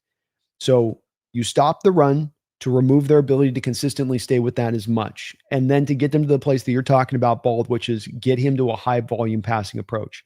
If Matt Stafford throws 32, 33 times a game and the run game's decent there to where it keeps you off guard from a defensive standpoint, remembering that this offense in the Rams is number one, they have the highest percentage of play action passes in the sport, then he can go out there and have a damn near perfect game on you. But if you can get him into that 35, 45 attempt range, now there's going to be a couple of throws over the course of the game that he's going to give you, and you're going to get your opportunities. I saw this even on the film last week against the Niners in a game where the Rams, they ran okay, but they really started out just kind of throwing and throwing and throwing. They got out, they were aggressive in tossing. And the 49ers had a couple of times their tip ball here, ball in your hands, ball here, right to you. You dropped it. He gives you those opportunities. You drop it. You ain't going to beat Matt Stafford. That's the deal with the great ones. They don't give you 15 different ways to get there. You got your one way to get there. And if you mess it up and they get you those little opportunities they'll give you, that's it. My reference for this, Bald, has been going back to that Rams game, the first game, where they ran the ball okay, but it wasn't like it wasn't destroying us by any measure. He was having to throw a good amount in that game. You get the one interception to Woolen down the sideline on Puka Nacua. And then Ernest Jones has a dropped interception in the middle of the field. And then you've got the Woolen play where he's standing flat-footed in overtime, and the ball's right there to him, and he lets the receiver undercut him under the route. Those were the three opportunities. You made one. If you made one of the other two picks in that game, a game which was tied, a game which went in overtime, you made just one of those two interceptions in the other part of that game, you win that game. So it is really a simplistic key for me in this one. I wouldn't look at this at all games of being this way, but I think with Matt in this one, this is one where you really have got to be able to find a way to Get after him with that. Maybe I totally forgot it. Puka got ejected last year during the Seahawks game in the second quarter. He did after that very play on the deep ball. Woolen jumped in front of him. Hawk, I think it was maybe Kobe Bryant went over there to block Puka, and then Puka swatted it, punched Kobe. Ron says, during roundtable, myself and another donos got skipped. We supercharged before the stream began. No biggie for me. Just reminding you that some might be getting skipped. Go Hawks. Well, thank you for that, Bronze. I'm sorry about it getting skipped on there. I'm trying to catch those at the top. I do got a caution to the people that donate over on the roundtable with it. I'm coming in there as a guest with it to the roundtable, basically show as a whole. They run that whole thing on the outside in, right, Bronze? And I think what can happen, to give you guys kind of a peek behind the curtain on this, I don't care about going long. I don't care about there being 50 donations and we got to go through. But, a lot of these guys have all these other shows, and then they get on the show, and the expectation is it's only supposed to be about an hour. And we've been going into the sort of that 2-hour mode, Bronze. And so I think that at times it has some folks trying to kind of get it, the show pulled down a little bit so that it's not that much. This is partly why I'm sort of pushing the roundtable folks in the background to go to 2 shows, so the guys aren't getting as stressed out as much. I know that I go long all the time, so it kind of seems like the standard is that everybody goes 2 and 3 hours. That's just what these content creators naturally do. If you look at most of these content creators, though, they do tend to stay into like an hour time frame on their lives. They're in and out in an hour, and that's as long as they're going to go. So when they start to get these guys in and pushing into 2 hours, they get a little bit like, okay, this is a long show. I got to get off to the thing. And like Jesse, he's out on the East Coast, Bronze. So, it's 6 o'clock our time, is 9:30 his time, 10 o'clock his time, that he's seen the night go into the night on those. But I will try to, if I can, jump in. I'm usually trying to watch for that if I can, Bronze, to see if I can catch it. But also do be very careful on the donos in the roundtable. Just understand, like, it's not the same level of control that I have here, where I can highlight messages and talk endlessly on them and cover them and make sure that everyone's getting covered with it. It's there. It's a little bit of and I think the part that's overwhelming is we're getting so many donations and so many people, throwing so much support that I think sometimes guys are looking like, man, we're going to be in this thing for 3.5 hours every night, which I'll go that long. I don't mind, me, Bronze. But I will try to keep an eye out for that. I'm really sorry it did get skipped over there. One other thing too is that just make sure on the donations, don't do the donations before the start of the stream, because sometimes they don't show up with StreamYard over on the notification side. Wait till we're actually kind of live on that. I've seen that get also messed up at times over on the StreamYard thing. Thank you for all your support though, brother. And definitely not dissuading you on donating over there, just to keep in mind on just that stuff. Cause I know, like last night, we got going through it a little bit fast. I would have liked to have tried to, maybe see if we could spend a little more time on each donation, but there's 3 guys in there. So I got to kind of, beholden to the collective, if you will. Thanks for letting me know though, Bronze. I'll keep an eye on it. I don't want to have messages. That's my big fear, is to have, donos get missed. You're throwing hard-earned dollars at us in support. I want to make sure it's getting read, and we're addressing questions and all that. So sorry about that, man. Ronnie says, I've never known a receiver who didn't say, give me the damn ball. Yeah, I guess. I mean, it is something that's just kind of what you get part and parcel with these receivers a little bit. But boy, if I find one that doesn't have that mentality, I'm all over him. Like, if he can be just great without having to be like, well, will you give me my touches? You give me my targets? How about what's best for the team? Yeah, that doesn't matter. I need my touches and targets. What about for what if you getting your touches, targets is then coming at the detriment of the team? I don't care about that. It's about me. Oh, I hate it. I hate it as a mentality. I really hate it. And I agree with you, man. It is, Brian, just what you get at times part and parcel with some of these guys, but it's ridiculous. And their attitudes are ridiculous. Brown's being ridiculous in this situation. You're just coming off of a Super Bowl. You were on the Tennessee Titans. Like, would it have been better to sign your same contract, stay in Tennessee, and then just have ultimately more production there and have more production than what you're getting here now? Is that the better outcome for you? Because you're getting yours? Koken says, I traded for Marvin Harrison Jr. last night. Talk about, oh no. Oh no. At least, Koken, I'm going through it with my fantasy, man. It's been just, I've gone 4 quarterbacks deep. I was starting, I think I had to start Tyrod Taylor at one point. It's been rough. Anytime, Joe. Thank you, man.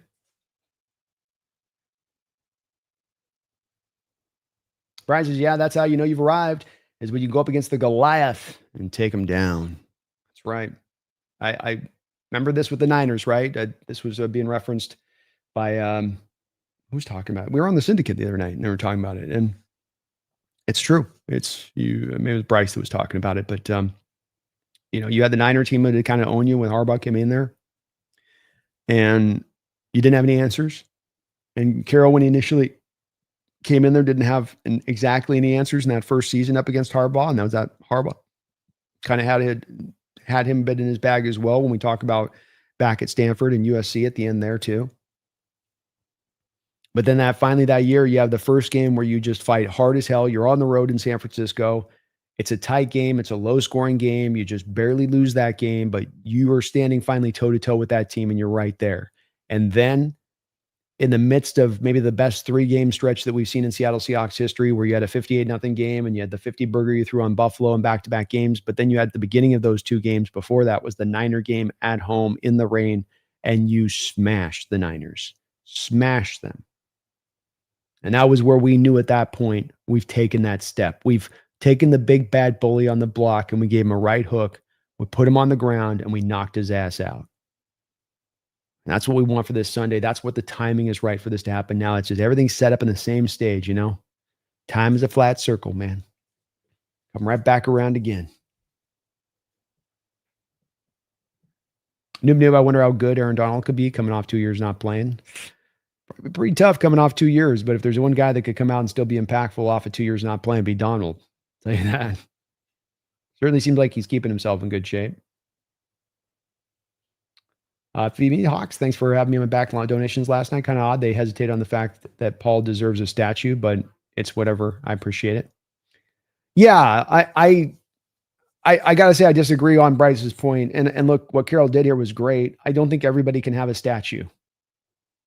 I think that it sort of, if you have 39 statues out in front of your stadium, it sort of diminishes the power of the statue in the first place. And I love what Coach Carroll did, but I mean, Mike Holmgren did a lot of the similar kind of stuff. So, winning percentage wise, if you look at Coach Carroll and Mike Holmgren might have an even better winning percentage. But it's close, at least between the two of them. And yeah, Carroll got to one more Super Bowl, but Mike got you to a Super Bowl that you should have won. That wasn't Mike's fault. And if, it's just kind of like that, the fact that a Holmgren exists, the fact that, Mike McDonald is having the success he's having after Coach Carroll, these are two bookends that show you that it's a culture established by the ownership. And I'm consistent in this all the time and talking about it, that this is where organizations go wrong across the sport, where you backtrack it and you can start out with, they can't hire the right coach. They can't seem to draft the right quarterback. They can't seem to understand how to spend their money. You really pull back on the thread. You come back to ownership. Ownership is horrible. Ownership is awful. Ownership isn't committed really, truly to building a winner, be it through monetarily or just through mentality. There's bad mentalities out there too, as far as owners go, that can create toxic situations that don't allow for success. Allen and his sister after him have created the conditions for success. They have fostered it. It's been the monetary aspect, and what they've done is the building of the new facilities in Rennes. It's the putting of their own money out there for the stadium out there in Seattle. It's them putting some skin in the game to make this happen, not merely being an owner hands off in the background that just sort of is a figurehead. And making tough decisions along the pathway, getting Holmgren to remove the general manager's title from what he was doing. And once you did that with Holmgren could then concentrate on being a coach, and then you could bring in Ruskell, and then you could go get to a Super Bowl. It's the coming in on Mora, where everybody in the NFL will tell you can't give a coach just 1 year and fire him. There's no way you can do that. But if I got a better candidate, if I know he's not the right coach, then it's the right decision, and that's what I got to do as an owner. That's what Paul Allen did. It's what he came and did. It's what Jody did with Carroll, where it was not unanimous amongst the Seahawks fans or the local media out there that this should be the time that Coach Carroll should be moved on. Quite the opposite. But you made the hard decision because you knew it was the right time to do it. And it's those hard decisions, those difficult, that's where, to me, Paul should get he's the driver of that. He's the beginner of that. Starts with him. If there is no Paul, there is no Carroll. There's no Paul, there is no Holmgren. There's no Paul, there is no Mike McDonald. So give the man a statue. Max says, I'm excited for this game. Most high-powered matchup I can remember in the regular season. You could argue both of us and the Rams are the 1 and 2 in the NFL. Should be an all-time banger. I agree, man. I'm hyped to the moon for this, man. I've just been enjoying this week. And I agree with you. It very well could be two best teams in the NFL. We come to find out that's the reality here. Randy Roberts, how about that play by Pritchett? Amazing play, man. Just an absolute fantastic play on his part. I posted the deal, but I can maybe put it up here real quick too. I mean, we could just put it here. Why not, right? Why not? There are no rules here. There are no rules here. I can do what I want.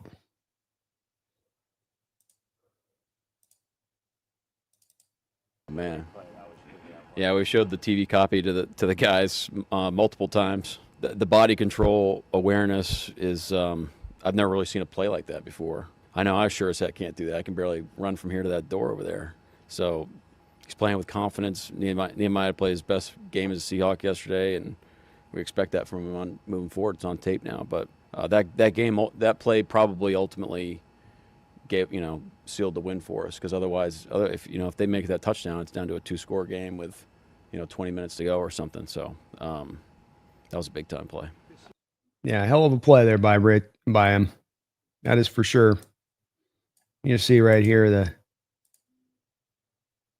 that's a catch right there, Randy. I mean, that thing is a catch, and that your body's going sideways to be able to turn your torso and be able to get enough torque turn that quick as you're flying through the air. I've never really seen a play knock like the that ball before. away. I know I sure as heck can't do that. I can. Mike said that's as good a play as you're going to see from a cornerback making it. So that ball is 99% of the way to being caught. 99. Bron says, no worries. Just now realizing the chats aren't always seen before the show begins. Go Hawks. It sometimes will disappear on us. It has on us a little bit too with it. Yeah. It's just a weird notification. The thing I like, it's the troubling part for me on this I like having my broadcast source Bronze, because then it houses all the donos there. And so you can just scroll through that. Versus when you're on this, you have to hope that it's put it over in this starred section and it's accurately keeping them. But again, I can keep an eye when I get in there. I've caught it before where they've kind of overlooked them as well. And they might have just missed. It gets Bronzes, I'll just don't know when you guys get rolling instead of right away. That's perfect. It'll definitely get read at that point. I have had, I think Megan ran into that too with the prior dono can get kind of lost a little bit. HHG, we always single blocked Aaron Donald for some reason. That's right, we did.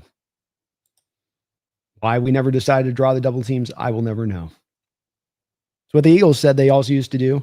Used to drive Donald crazy. Kelsey would be like, he'd get mad at us about it. They're like, yeah, well, too bad. We're doubling you anyway. Deal with it.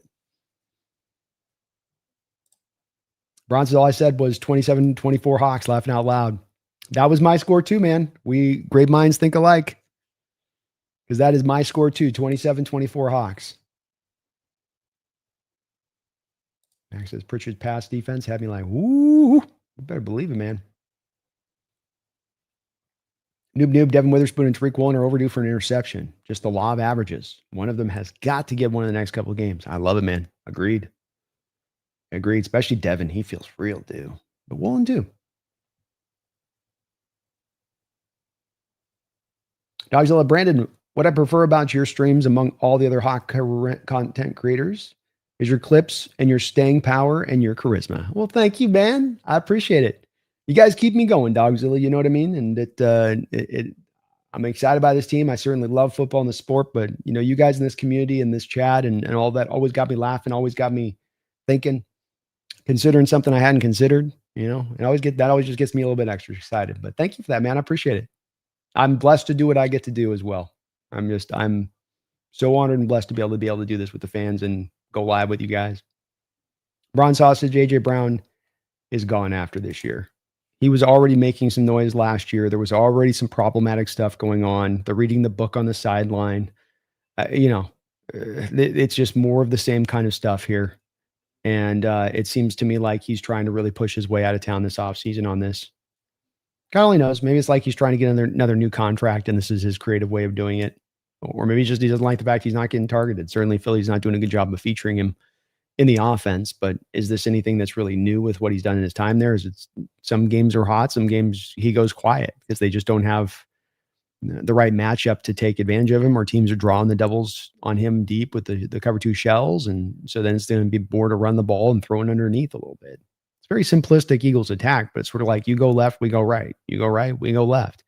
And it doesn't allow then for you to sometimes mixture in those left to right kind of plays in between because they're just going to stay in the lane that they're in.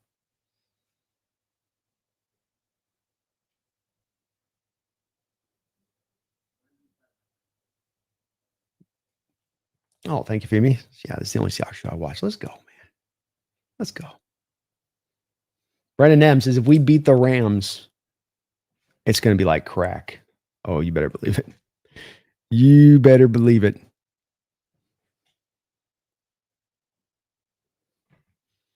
This, you talk about the hype going through the moon, Brendan. This fan base, there ain't no putting a lid on that.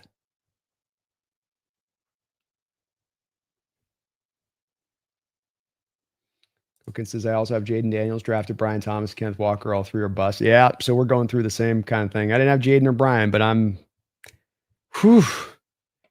had some rough fantasy years. This is definitely, and I'm only 500 records, so I've kind of carved out a pretty good record despite all things. But boy, I just seem to every year, my thoroughbreds, my horses, they always go down lame.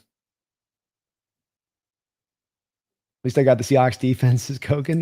There you go. I got Denver's defense, so that's helped me out.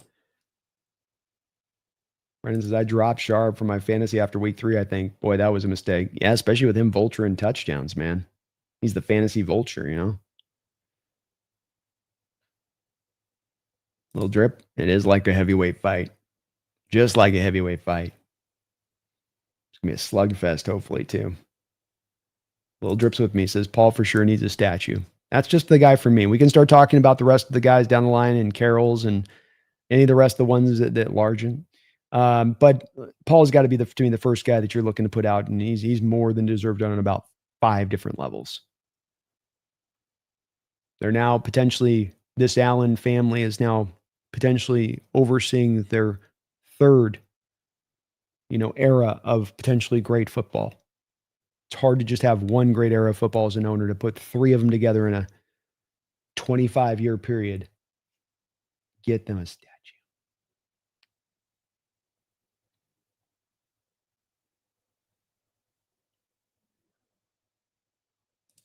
Tess says, if Carroll deserves one, then General Manager John Schneider definitely deserves one IMO. Yeah, we can get down to discussions on that down the line then at that point. You know what I mean? Like, once we get past the Allen one, I'm open to a lot of different others, but got to start out.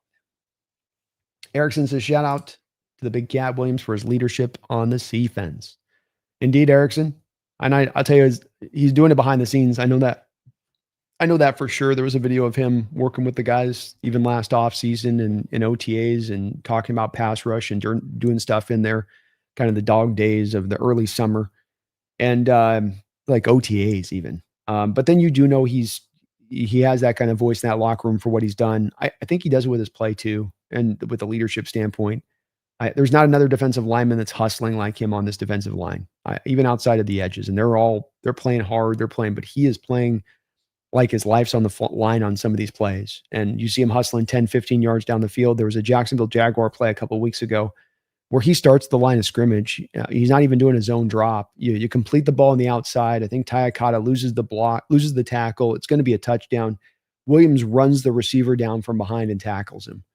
It's like, and I almost get one of those plays a week with Williams on tape. And then, you don't usually always catch it in the live game, Erickson. It's like, you got to wait until you get to the all 22 to actually kind of catch it. But he's been so good and playing for a guy making over 20 million a year. He is playing with such fire, vim, and vigor, that it is very impressive to see because I think it's kind of unusual. Noob says, I'd be Jerry Jones 2.0 if I own the Seahawks, bringing scouting reports to John Schneider that make no sense. Probably be hard not to pull it, wouldn't it? If you have that ownership, I mean, you got the power, It is tough not to use it, huh? Didn't Jim Mora kick one of our players? He threw Orlando Mari under the bus pretty hard. It was like the kicker should have made the kick, and it wasn't a great look for Jim at that point. But I don't think he kicked anybody. Koken says, who wins this trade? Pittman, Marvin Harrison Jr., Kyron Williams for Justin Jefferson, Quinion Junkins, Brian Thomas, and Khalil Shakir. Probably the Jefferson, Judkins, Thomas, because Vikings are going to be down behind a lot of games. Judkins has run pretty well. Don't know about Robert Thomas, but Khalil Shakir is always going to give you something for the Bills.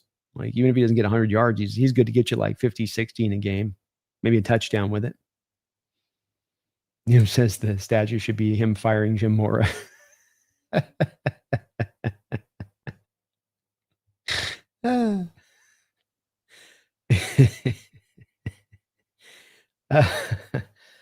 Noob, was Jim Mora drafted Aaron Curry? Yes. I don't know if it was technically, I think, still Tim Ruskell at that time, Noob. So Moore did not have general manager power, but he was technically coach during that time. Will Valdez says, hey, Brandon, interesting stat. The Seahawks are number 1 in sacks given up at 10, and the Patriots are 31st with 35 sacks given up. Is this something to read into? Yeah, well, I think that this is a big part of why you've seen such great improvement on the offensive line and pass protection this year. Is that a big reason for why you're so low in sacks? Or it's twofold. Number one, it's that the quick passing attack of this offense is always at the forefront. And if you're going to throw the ball quick and 3-step drops and ball out of the quarterback's hand, it's going to be very hard to generate pressure off the back of that. The second part of this, of course, Will, is that you're like 32nd in the NFL in passing attempts. So it does kind of come down to when you're to an extreme nature in any part of the football that you're at that 32nd level, that you're just not dropping back with enough opportunities for the opposition to get in there and really sack you. I mean, you had 12 dropbacks this last week, and a couple of those you had, and one where there was pressure and Darnold threw it off the helmet because the pressure was so close. And the other one, there was a strip sack fumble. So, I would just say that I think some of it is, when looking at those sack numbers, what I would look at them with them, though, is more the sacks to passing attempt numbers is probably speaking more of a little bit of ultimately something that would make this make sense. So to give you an idea on this, for instance, Sam Darnold right now has 228 passing attempts on the year. The New England Patriots have 286. So not an incredible amount more, but more. And I'm not saying that the Hawks aren't doing decent pass protection wise and all of that. I think that this one, there's a lot of things as to why you have that 10 sacks. It's the low passing volume approach. It's the quick passing attack. It's some of the max protect stuff that you'll run at times because you're going to have the green grass with one-on-one on the outside. And there's not always going to be safety help over the top, especially with Jackson Smith on some of these routes. So you're protecting it up well. And then some of it too is just some improvement from the offensive line with guys like Gray Zabel versus what you had in Lake and Tomlinson there last year. Bradford getting better this year. Lucas has full health. Cross holding it down on his side, definitely in pass protection as well. So it's also the combination of that too. It's like everything into the bag on this one as to why you are where you're at with just 10 sacks on the year. Good stat. Randall McDaniel, thank you for the $5 donation. Randall, good to see you in the house, brother. Hey, buddy.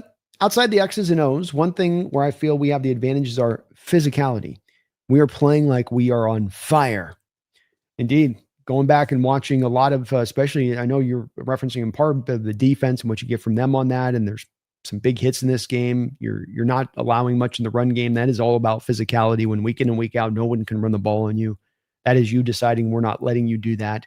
And I think you've seen that from the defense, especially. Last week, you got to see a lot of that, Randall, from the offensive line. And the one part that's going to be an interesting part of this matchup is the Rams and their defense and that defensive front, which can at times have some light areas to it. Braden Fisk is awful in run defense. He was awful from the jump. He was awful in the college tape. He has been awful in year 2. He is in there to try to get after the passer. But if he's out there as a guy on the defensive line, that's a guy I'm going downhill at all day long. That's a guy I know I can single block in the run game. It is a place that you saw last year with the Eagles and this Rams team that you could get after them in the run game a little bit. That they're not great there. It doesn't mean that they're easy peasy either, but I think you're probably onto something with this, where there's certainly some headway here from both sides of the ball. Do you be a little more physical, a little bit more of the bully in this game from what they can be? But they've got some physicality to them at times. Verse is pretty physical off the edge. Kobe Turner's a pretty physical player off there and what he brings. Nate Landman's a rugged run defending inside linebacker. So there's some parts to it. I think it's more uniform to what we're doing right now.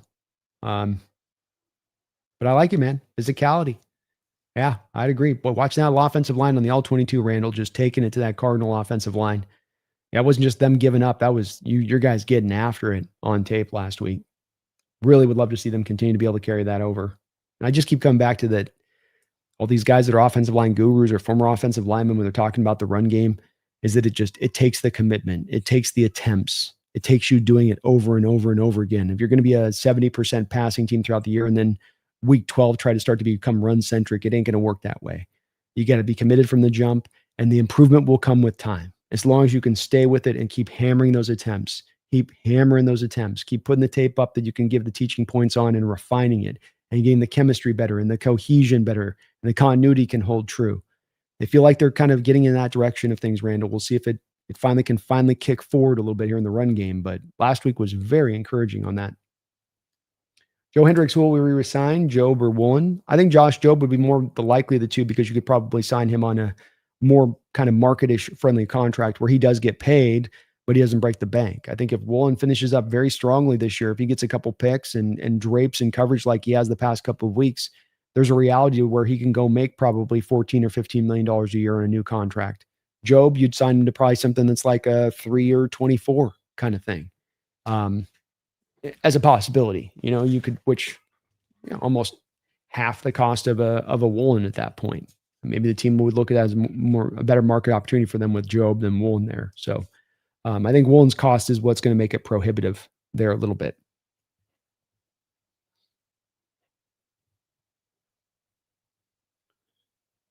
Not Vexo. I don't really care about what the media says, but it does get annoying when the whole narrative is Darnold will choke because it's the Rams again. I've been fighting through this narrative for months now.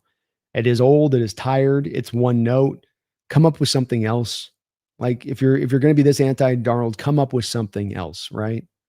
And they can't because he's given them nothing else because he's played damn good football for the last year and a half and they just can't get around that fact, That quarterback narrative and sticking in people's mind. And once you get a bad review from an analyst as a quarterback, like you're never serving up another dish to them again. Doesn't matter how good you cook it.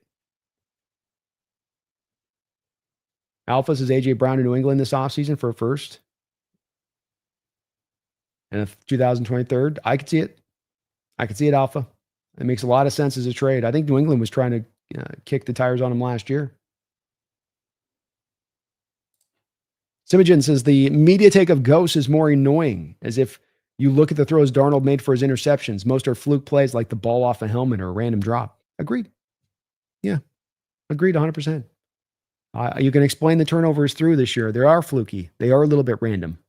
Balls don't just go multiple times off helmets for interceptions. It's just, and again, too, it's also if you're going to run a short passing attack and you're looking to get the ball out of the quarterback's hand, and you're doing that in part because you want to protect your offensive line and mitigate sacks and mitigate pressure. Well, that does mean that at times you're going to have a quarterback throwing quick and throwing into the danger of a tip ball or a tip ball off of a helmet. And that might then lead to an interception on that. But there's the good side of it too, where it's very rare to happen. And then in between those interceptions here and interceptions there, you're getting a productive amount of football and where you're really able to get some consistent drives moving. Is that not what we've seen from this Hawks offense, especially through the early parts of the game, when the game is in the fold and the game is in danger, if it were, be it Jacksonville or Houston or this last week, where you are moving the ball, you are putting consistent points on the board. So these turnovers might be coming on the other side of it as the cost of doing business. But the other side of doing business is you're stacking up cash. You're putting up points on the board. You're a top 5 offense in this sport right now. So I'll take the pain of a little bit of these turnovers for the pleasure of what we get in productivity on the other side of that. And I think that there is that thing I'm starting to think a bit with this Imogen too, with the turnover side of things. Turnovers are important. I think turnovers in this game, who runs the ball, who can win the turnover battle will dictate in this game who wins or loses amongst any other stats. I think those two stats, if you can win both of those two, you got a great chance of winning this game. I think you're going to win the game. If it's one-on-one, like Hawks get the turnovers, but the Rams run the ball better, then it's a coin flip, kind of situation a little bit there. But I think that when it comes to turnovers, yeah, you'd love to have your quarterback throw no picks and have no turnovers. But I think if you're an offense that's actually putting something on the line and you're trying to move the ball and you're trying to be productive offensively and score every possession if you can. I reference this as opposed to like the prior regime where you wouldn't target the middle of the field through a lot of the game. And why did you target the middle of the field? Because that's where these kind of turnovers can happen, especially on the short passes. This is partly why Coach Carroll would have those removed from the playbook at times, because he knew that this is the type of thing that can happen. It's random. The quarterbacks don't always have control over it. And there can be a couple of those turnover plays in a game and you're sunk a little bit. But if you're scoring enough, if you're putting enough points on the board, those turnovers don't have to upend you all the way that way, right? Yeah, Darnold's not seeing ghosts back there. Those days are long done, but the media is going to keep trotting this thing out, I guess, until God knows when. Phoebe says, we thinking Kubiak leaves. A lot of one-year wonders from last year didn't get hired. That's the only thing that's letting me sleep. It's possible, man. It's really a possibility. Feels like it's maybe still a year out from that occurring, but it's not completely out of line that somebody comes out there and falls in love with them a bit.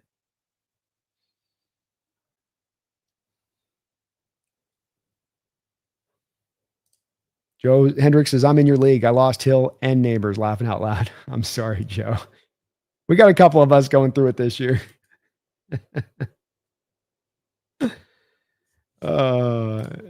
Cody has a Ken Walker fantasy owner. I want to see Charbonnet in the top 10 FBI most wanted list. Brian says, Paul Allen quite simply saved this team, kept them from being moved, and set us up for sustained success. Something he didn't have to do. Yeah, it would have been just enough to keep the team, right, Brian? Where he said, fine, guys, I did what you wanted. I came in and saved your team from going to LA. All right, I'll own them. But I mean, I'm a computer guy. I'm kind of a basketball guy. All right, I own them, whatever. But he didn't just do that. He bought the team. He saved the team. He put his own money into that stadium. He rebuilt Brenton out there with their facilities. He committed to building a contender across the board. And yeah, it's why you've got to revere the guy for what he did, because there's an alternative universe where we don't have a football team, much less actually have 3 Super Bowl appearances in the last 25 years and 1 Super Bowl win. Cayman Roy says, Pete Carroll deserves a statue. He won our first and only Super Bowl and helped build the Legion of Boom. He did indeed.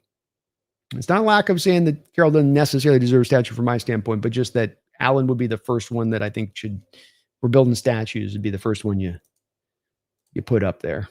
Randall with another $5 donation. Thank you for that, Randall. I love that DeMarcus Lawrence and Kupp are performing. With team success, vets will want to come here, especially defensive guys. Be more, Pats, etc. hit often on this model. Yeah, I think that this is certainly something to where Seattle has become, I think, a destination location for how they treat their players. John Schneider's not known as being some cutthroat GM that does guys dirty and wrong.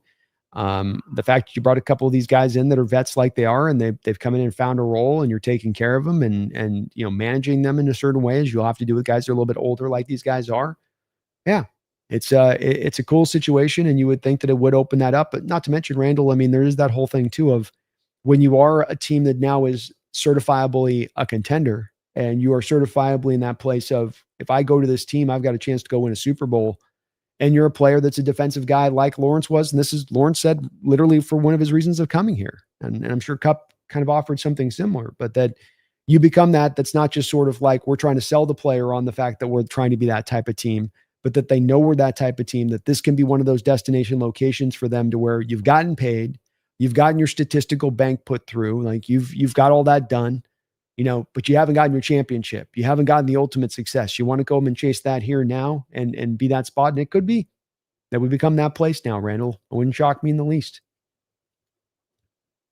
What a great development that'd be moving into the future too. Because a lot of times, Randall, with that, you get those vets still a little bit more left in their career, but then they'll come there and they don't always have to cost all the same kind of money that they could have gotten if they had gone to a lesser organization that, throws them the money, but they don't got the opportunity to actually go win anything going there. Thank you, man. Appreciate you.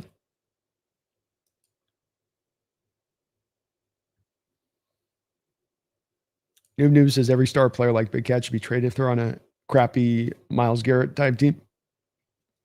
Yeah, you think eventually they would want to draw for it. I mean, if I as a player have got my contract and I've got paid and I know my shelf life is going to be short and I got not many years left, be it Myles this year or Max right now, I would be saying the same kind of thing of like, let me out of here. I gave you guys a lot. We've tried to make this work and it can't work. So just let me go. Let me go. Plus, you usually get a pretty good haul. Yeah, Myles Garrett is just being wasted. I think we make a run at Myles Garrett, and I think we make a run at Crosby this offseason. JG says Myles made his bed. Now he's got to lay in it. He might just have to. Shadowbot seeing Mike turn this run D from worst to one of the best is a dream come true. Pretty inexplicable, too, with him, because Shadowbot, he's doing this as well with the lighter fronts. So it's not that he's stacking boxes and he's bringing a lot of the congestion up there, extra bodies up there to take the run away. It's that he does it on the opposite end of the scale with a lighter box and is getting it done there. It's part of the beautiful aspect of this defense is that you get the benefits of one thing on one end without having to make the sacrifices of something else on the other end. I can give you a pressure-based defense, but I can still end up with cover two high shell on the back end covering against the deep pass. I can stop the run, but do it with the lighter box. So I still got those bodies on the back end to be there for the pass if you're still going to try to drop back and sling it. Besides, I can't wait for the Sunday either. I hate the Rams. I know, man. Me too. Koken, did we extend Job? No. Job's a free agent after the year. New, who decides on who gets a statue? Ownership would on that. I'd have to check with the city, but I think it's ownership. If he doesn't fit in the offense, don't be surprised if Kyler just goes to the Steelers. Maybe. I think the Steelers are going to make a pretty heavy run at Anthony Richardson. Kyler, I don't have a really good feel on where Kyler's going to go. Jets kind of feel like the early leader in the clubhouse to me for him. But I don't know if there's really going to be any times they're really going to be lining up for that guy. And I still am not sure that the Cardinals are going to get anything for him in a trade. I think the Cardinals made him just having to make their peace of the fact that they got to cut him for nothing. And then he just kind of goes wherever. But I don't know. Raiders, Jets, it's not going to be a good location wherever he heads.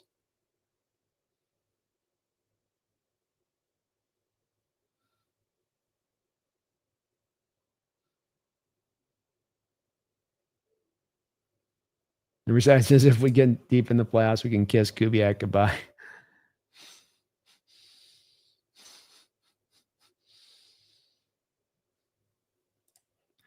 Brian says most of these East Coast-centric media talking heads want their clicks, and so they're going to perpetuate this Darnold ghost narrative and last season's lost the Rams. It's intellectually lazy. Beautifully put. And that's the part that bothers me most about it is I think it is intellectually lazy. It's one where I understand that this take was one that was right at a time. But in the era of football, it's not about you just get to have a take and that's the take, and then you don't have to think about it ever again or look at it ever again or consider it ever again. If you're going to have an opinion on something and you want to continue to have that perpetual opinion on him, then you need to make sure you're looking at what he's been doing currently to make sure that matches concentrically with what you're trying to say is his game. And they're not doing that. Like you say, it's lazy. You're looking at something that happened back when his Jets day. But part that is not throwing me off the tracks on this one is that we went down this road with Geno.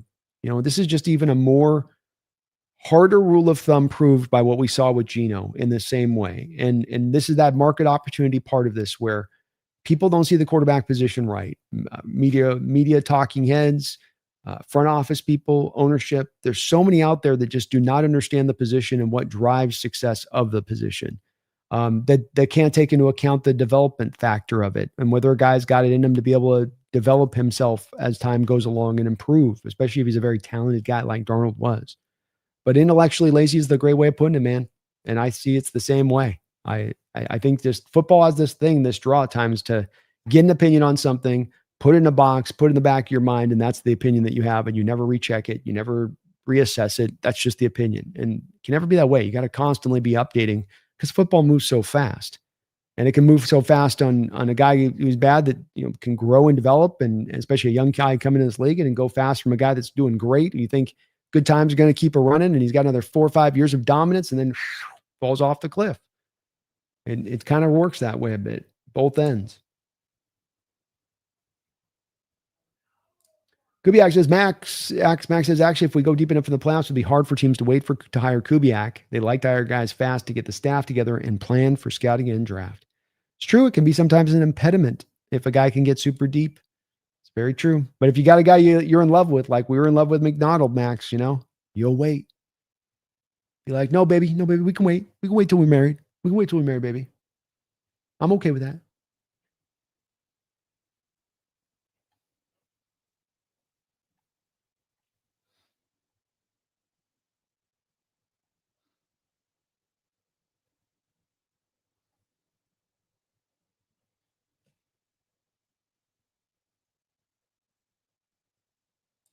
Rashad says Job and EJ4 will be awesome to have back, even though Knight's crushing it. Indeed. Indeed. Can't help having all the bodies on all hands on deck a little bit, right, Herbazad? Kokid says, Brandon, do you think Kubiak will stay? I never considered him leaving was a possibility until people started talking about it this week. Yeah, I think it's a lot more of a realer possibility than others maybe do believe. It doesn't take you don't have to have 5 years as an offensive coordinator to earn the right to become a head coach in this sport. You can have a couple of years under your belt, and that's enough. It's an offensive driven sport. So we know that offensive minded guys tend to be hired over defensive minded guys. That makes it that much more open to Kubiak getting plucked. This is now his third offensive coordinator job. He did a great job in Minnesota. He did a great job last year with the Saints, and he's doing his best work right now. So he seems to even be improving as an offensive mind with the more time he gets as an OC. He's got Sam Darnold playing at the best level of his career with all of the OCs that Sam Darnold has played underneath, including O'Connell.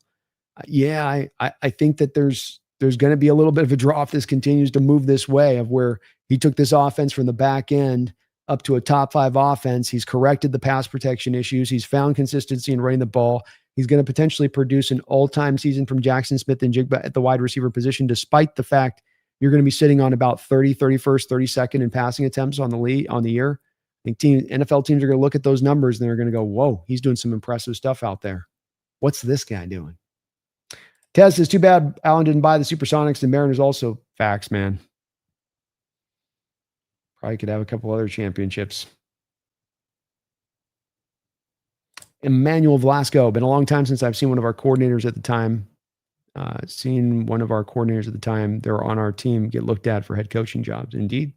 Dan Quinn, Gus Bradley. It's been a minute.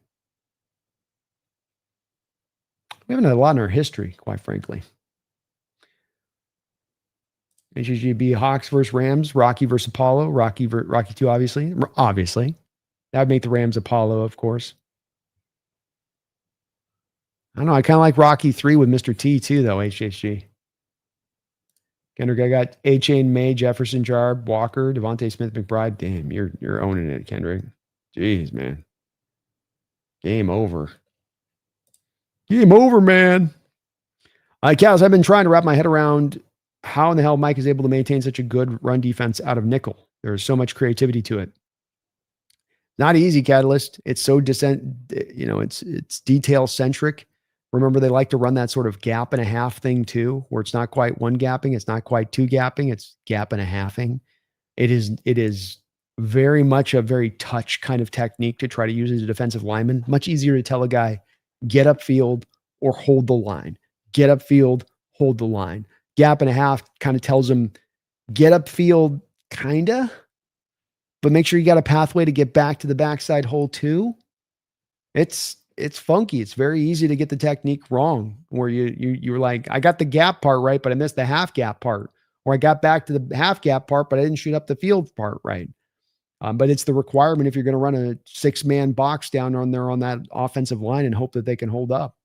But they've done a great job with it. You're right about that, Catalyst.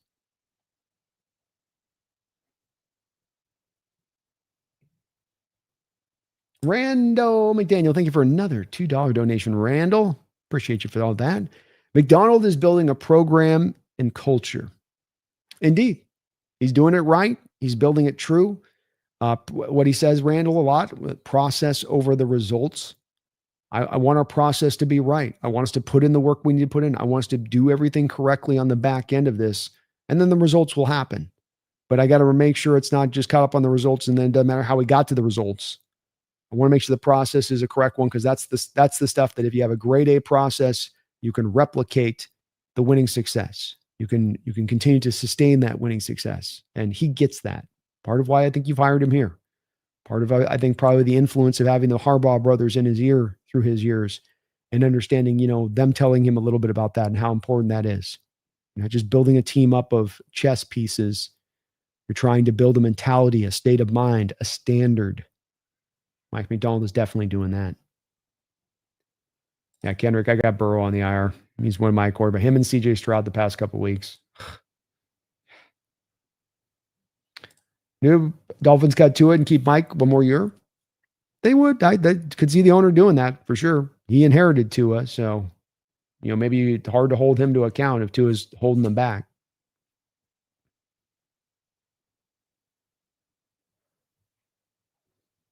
Tua's stuck on the Dolphins. It doesn't save him money to cut him. He might just get benched though. Yeah, maybe it's that, but not that you can't roll with him as the starter in the future. The Iman back channel. If we lose Kubiak to a head coaching job next year, would Dable be a good choice for OC? I don't think so. I think you're going to probably want to go to more of a West Coast like Iman. I definitely think Dable's going to be back to being an offensive coordinator, to your point. That part certainly I think is true. But I think like you'd probably try to look at more of a guy that's got the West Coast background and what he does. I'm not sure off the top of my head. I'm not sure who that be. Like a Mike McDaniels, for instance, if he got fired, that would be the first guy I would be lining up to fill in for Kubiak. I think the other part of this to consider with the Kubiak thing that we were talking about the other night on the syndicate, that's maybe the silver lining in this if Kubiak leaves, and I'm hoping he doesn't, and I want him to stay.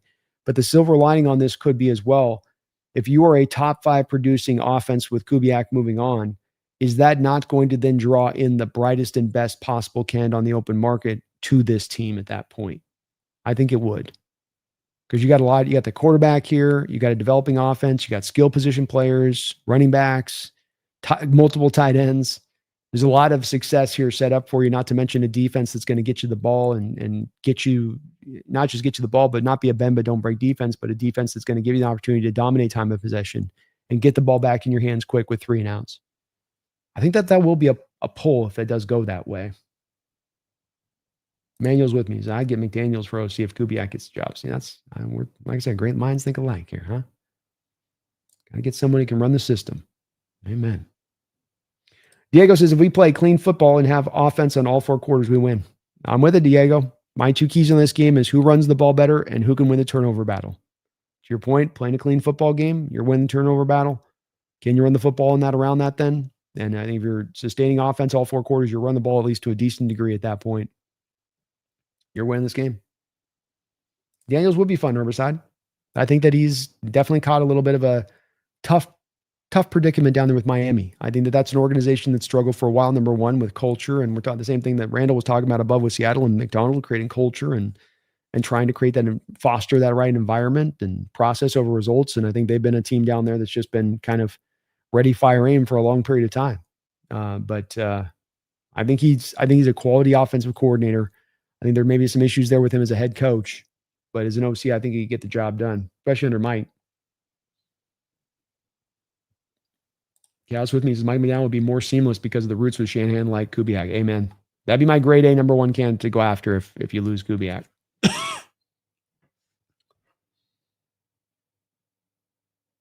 Yeah, McDaniels would be nice if Kubiak goes. I think it's a real possibility too, but hopefully Kubiak stays. Yeah. That's the ideal to me. It's just Kubiak just remains, man. Just hang out, man. Hang out. HIG Dable to Miami? Maybe. I don't know if he's going to get another job as far as a head coach. I'll tell you that. It's going to be a tough get.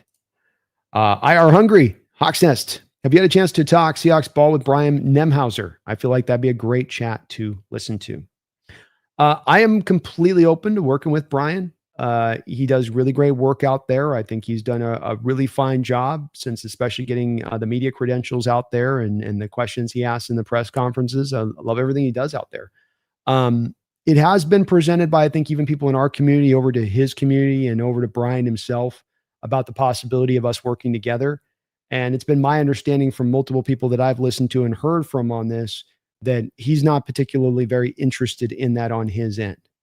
So there's been a couple different points and times that I think he's made this clear on his side of it. And so I'm okay with that. We got a great extension of a community with folks I'm working with on that. But I'm certainly not against it. Wouldn't mind working with him if it opens up and he's down to do it. But certainly if he's against it a little bit, then Hungry, it's kind of like, well, okay, no worries there. You know what I mean? Great suggestion, though. I'd be down to do it for sure.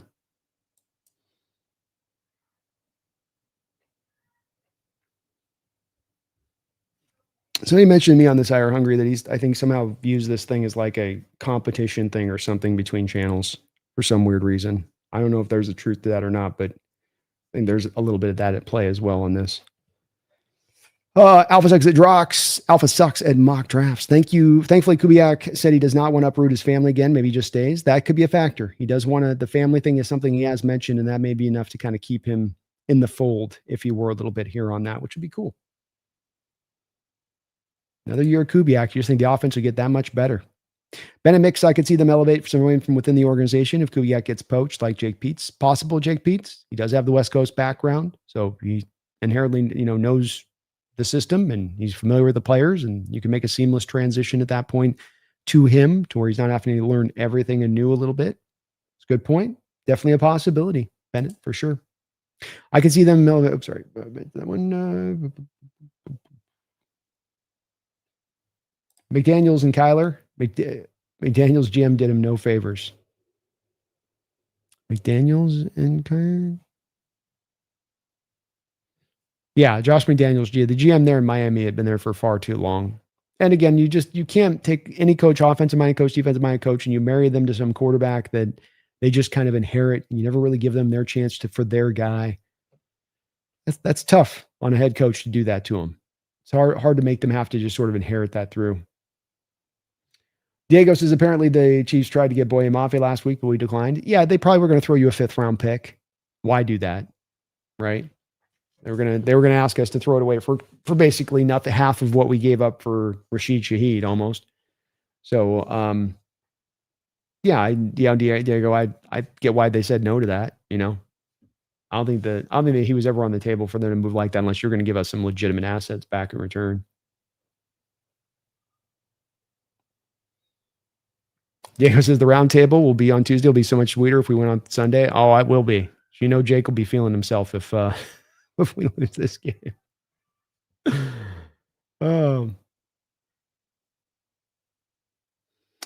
Kevin Klein says you're the kind of guy to have a beer with. You're personal and funny. Hauser is the complete opposite. Well, and I don't want to seem like I'm talking bad about him too much. There's different flavors out here in the content creation world, and I think the thing that I got to say that I really appreciate is that I think that there are some fan bases of content creators out there that aren't working too hard, that are just kind of lazy taking it. And I think all of our content creators, from Brian to Norb, and what you get with Corbin, of course, Bryce and Dan Viennes and Seahawks Brendan Nelson.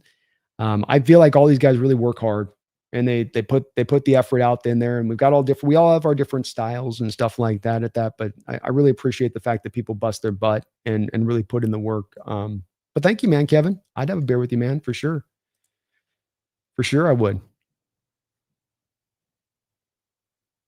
Noob viewing his competition as a mindset. Yeah, I agree. It's, to me, there is no competition to me on this at all, because number one, as I tell you guys, and I'm consistent with this in my community, what I tell you guys, agree, disagree, whether we're on the same page or not, we are part of the same community. We are part of, for all intents and purposes, from my angle of it, part of a family, because it is one of the cool things about football is that community based, and so much of our communities now are so fractured and separated, and there's all things to fight about every which way. But this is the one thing that can uniformly bring us in alignment and bring back a bit of that sense of community that you so rarely do get. And I think that does extend out beyond the fan base, beyond our community here in the chat, but extends to the Seahawks fandom overall. And that's both locally and worldwide. It's a cool thing to have. It's a cool thing to be able to be a part of. It's a hard thing in this day and age to have as much access to. I also think that when it comes to this YouTube thing, I don't think that there's a finite amount of eyeballs for content. I think a lot of you guys watch different stuff. And the more good stuff there is on YouTube, the more good content creators there is on YouTube that are, putting the good work in and putting it out, the more that draws eyes to YouTube, which will draw eyes to all of the content creators, not just to one guy. So I view it a little bit the same way with that, where noob, it's one where this is, the more eyes in general that come to YouTube, the more eyes on all the Hawk channels that will come with it. There's nobody that's going to just somehow take all of the fan base's eyes and pull them under themselves. It ain't going to work like that. Everybody's got different flavors for what they want. I get on people's nerves, other guys get on other people's nerves, and some people you vibe with. It's kind of the way that this works a little bit, You find your niche.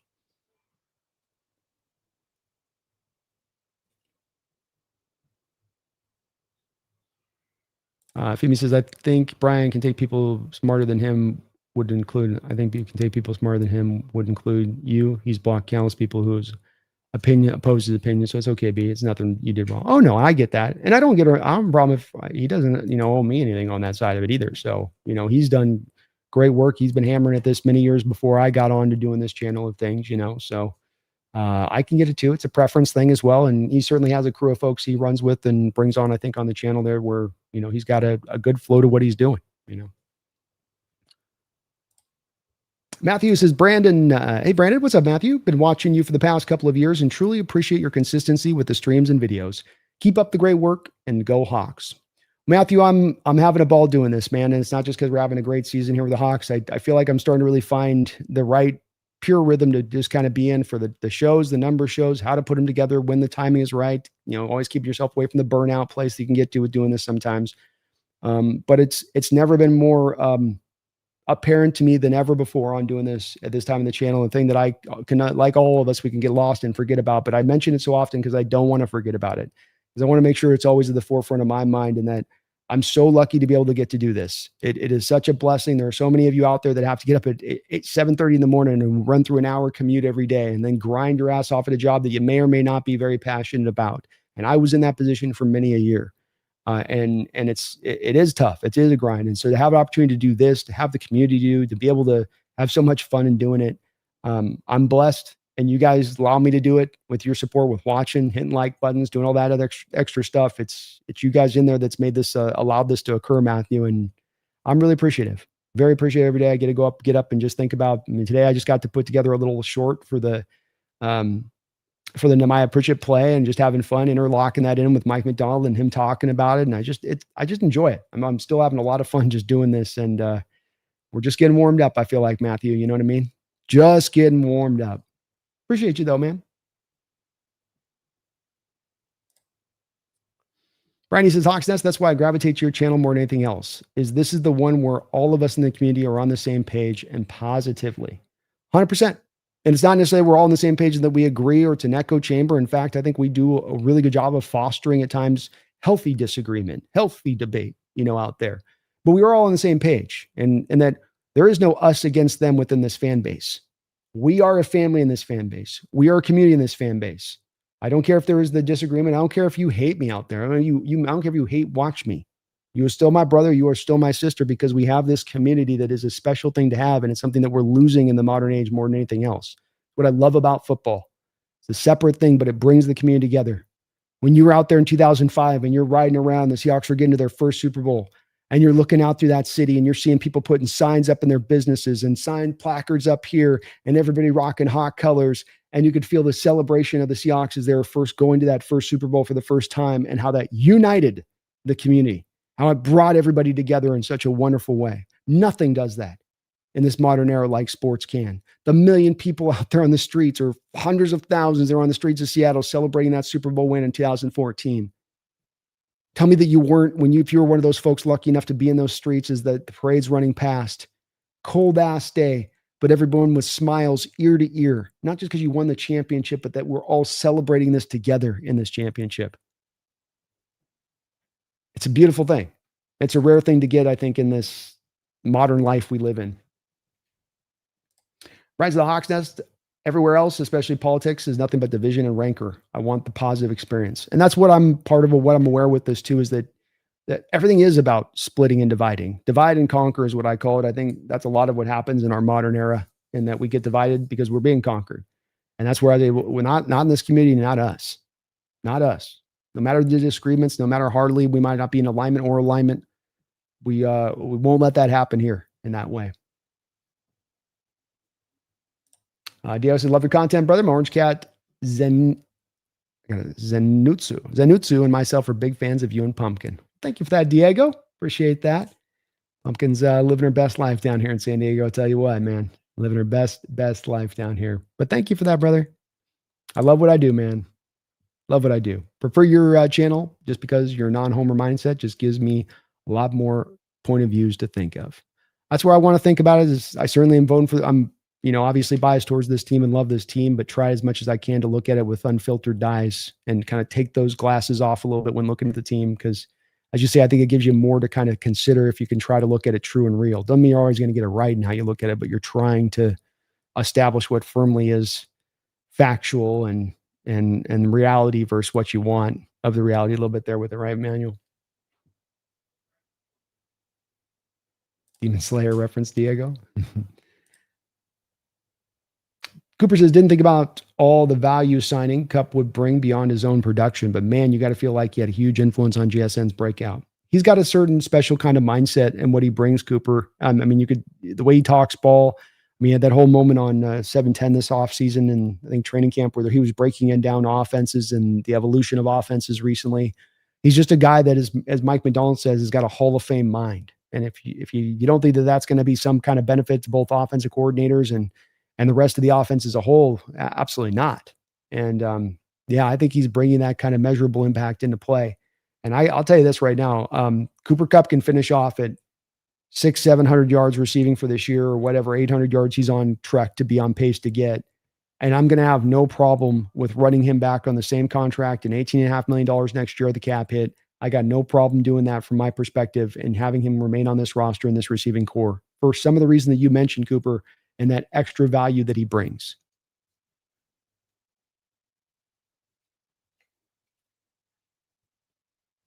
Loving all the Brandon glazes, Koken. Well deserved. Noob, did you guys like the mid-2000 era Seahawks jerseys? Yeah, no. I was...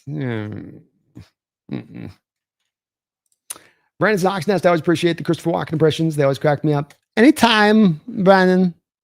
Walken gonna be happy. Rams beat down. Y'all think close? No. It's gonna be a boat race. Seaplanes, open water, win big time. Diego, yeah, a lot of the Thursday night, Sunday night, Monday night football games have been awful this year. I've been in some Thursday games. I can't go live with the members because it's too bad of a game. Like, I don't want to watch that.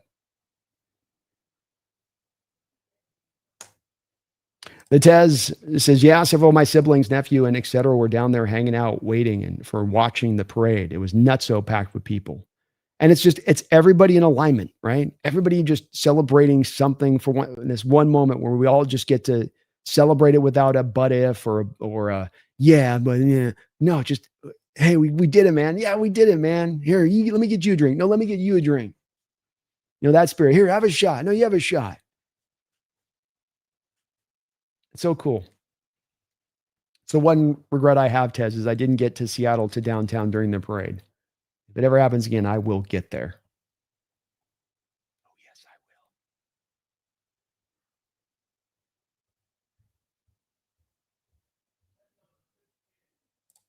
will. Hawks gang, I live in Los Angeles. I'll be at the game bright and early and all green. This game will be fire.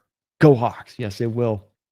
Yes, it will. Well, congrats, Hawks gang. Go out there, scream your guts out, represent the 12s loud and proud. Fun stadium. I was just there about a month ago watching the Niners and 49, watching the Rams and Niners. It's a really cool stadium, that's for sure. But see if Seattle can go get that win. Let's get that win this week. Let's get it done.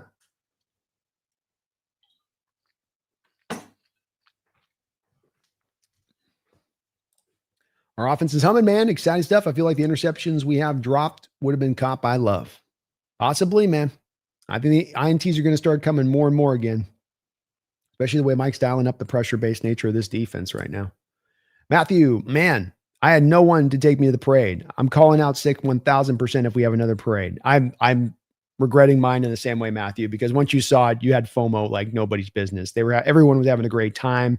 People are standing on light fixtures, throwing Marshawn Lynch fireball bottles. Like, it looked like you got to be there event, you know? You got to. I'm not missing the next one. I am not mixing the next one. I can't do the action greens either. The green jerseys deserve to catch the stray. Shadow bot. I can't do action gray. Brian says, yeah, compare Seattle celebration and Hawks Super Bowl 48 to Philly and their little celebration earlier this year. Typical Philly. Yeah.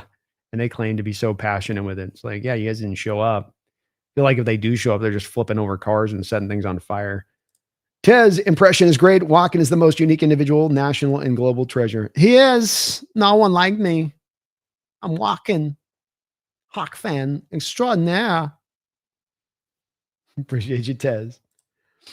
I was just in LA last week. D-Lo is cheaper than water. A little heel injury, but he was a limited participant, noob. So yeah, there was a little bit of a heel thing, but the good news here, as you can see on this, if I take your comment away here, you can see on this at the bottom, limited participant, so not even held out. He's all right. He's all right. He'll be fine. Herbicide, did you ever get a chance to listen to the Seattle radio guys, Bob Wyman, Brock and Salk, et cetera, the Hawks Nest? What do you think of those dudes? Bob and Wyman do good work. I've occasionally listened to them at times. I think sometimes with the radio stuff, it's got to be at somewhat of a surface level and what they get into, where they don't get into some more of the meat and potatoes of things that would really draw me and to make me interested in listening. And that's not a fault of them at that point. It's just as much of that's the content you create for radio. I might offer Herbicide this is a little bit why radio is kind of dying out a little bit to a degree. Brock and Salk, I thought had really great chemistry the first time. I don't know if they've got as much the same kind of chemistry in the second run that they've had, especially when they're not really even in kind of the same building. It seems like there's something kind of a little lost there with it. But overall, those guys, I think when you look at the last probably 15 years of Seattle radio, 20 years of Seattle radio, Brock and Salk have been the best out there in what they've brought, And I do think that the ESPN, when it came on after years of KJR out there, is what they did. KJR just sometimes gets a little bit too, like for years, it got a little bit too like frat sports vibe thing, rather than let's just talk about sports. It got into this like weird mentality guy mode thing a little bit.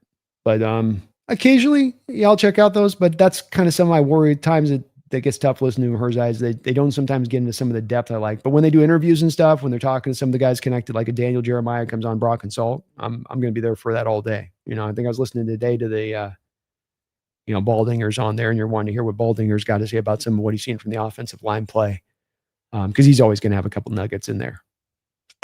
So there are some times here and there. They do good work. Shadowbot, I think the 7 kind of 10 guys, just not Salk. Salk can be sometimes hit or miss for me. I got to be honest, same way. Sometimes hit or miss for me. And he rankled me last year when he was, for being a baseball guy, giving the Mariner ownership a pass with the old, it's just baseball thing. I was like, no, it's just them being cheap thing.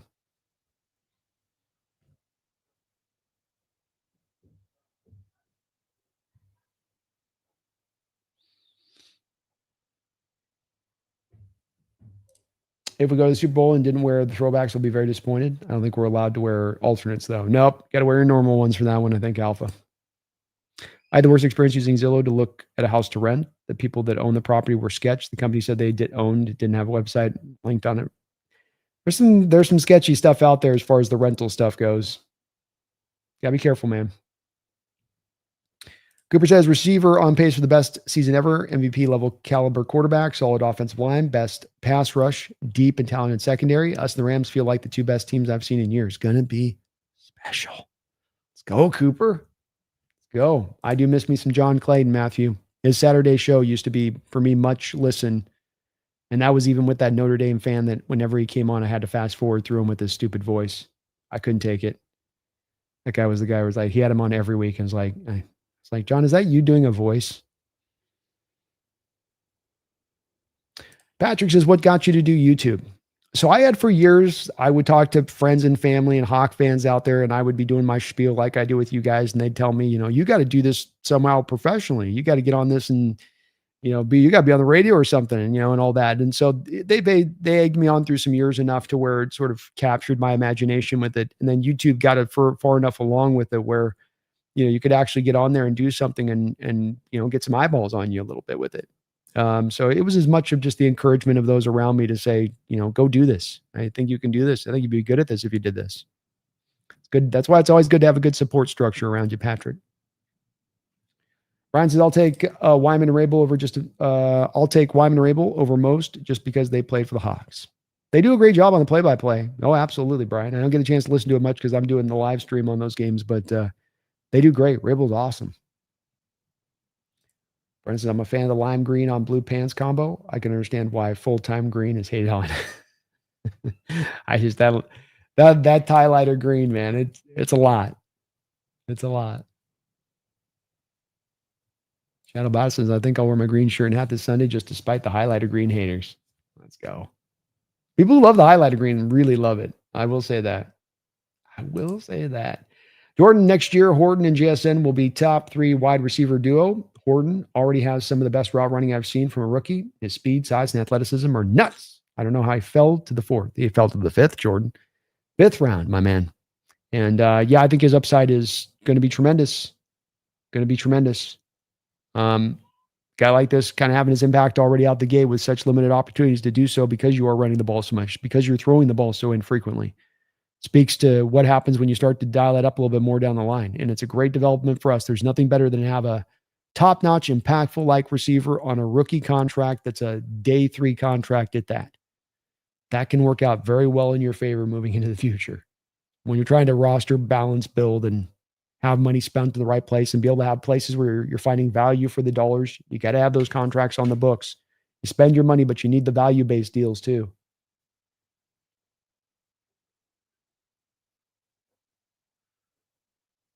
My ex loves that. My significant other loves the highlighter green. He's a psychopath. My cousin's his new. Sorry, not ex. The Rams I know the Rams do well against the blitz. It's nice that the Hawks don't blitz often. Hopefully the 4 can get to Stafford quickly. Yep. Agreed, man. And yeah, they do well against the blitz IR, and they're being blitzed at almost like a top 10 rate in the NFL right now. Much for the same reasons we're being blitzed at the high rate. They're running a lot of the 12, 13 personnel. This is what defenses are kind of doing to counter that. That's why, but I wouldn't do it. Not against Stafford, man. Diego Kubiak showing us this Sunday that our offense slowing down on past games was due to us owning opponents early and not because he can't be dialed in for 4 quarters. It brings us so much confidence. Yes, it would.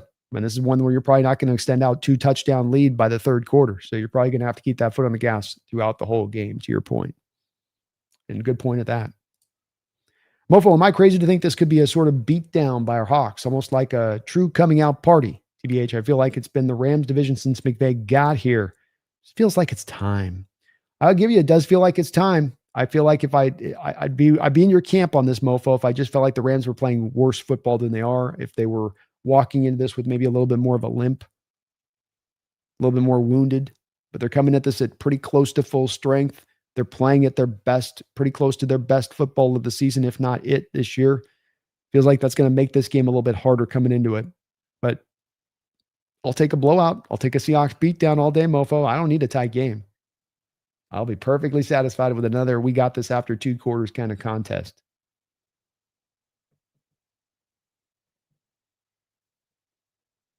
If you're ever lost, just put on the highlighter green. Someone will see that. You can literally wear a highlighter green Seahawks jersey at night, and you don't even have to have reflectors on. Cars just can see you from 2 miles out. Brandon, I don't know if getting to Stafford's even possible with how quick he gets the ball out. It is. I think a part of him getting the ball quick out is he's getting blitzed at that top 10, top 12-ish rate in the sport. So he's going to the hot route read. He's going to the quick, I've got the blitz coming, so let me get this over to there. And he knows right where his hot route security blanket's going to be. That's why don't blitz him. You remove the security blanket. Now he's got to let some of the routes run true. Now he's got to let some of the longer or intermediate routes run true, like the digs and the over routes that they love to run in that offense. Those are the kind of routes you can get some pressure. It's got to be quick pressure still, but you can get more pressure on those routes versus the, guy running back went out to the flat. The tight end did a drag route right up underneath us at the line of scrimmage. Those are the kind where it's like, well, if you brought the blitz, that guy might be open and still be able to go get 7, 8, 9 yards on the catch and run. I agree, Jordan. Yeah, feels like I was saying that earlier in the stream today. Feels like 2012 Seahawks versus Niners kind of situation set up right here, and maybe a beatdown. Remember that year though, Jordan? We had to be in a tight contest in the first game on the road, and then we beat them down on the second game at home, much like we played the Rams later on this year at home too. So maybe history repeats itself in this one a little bit.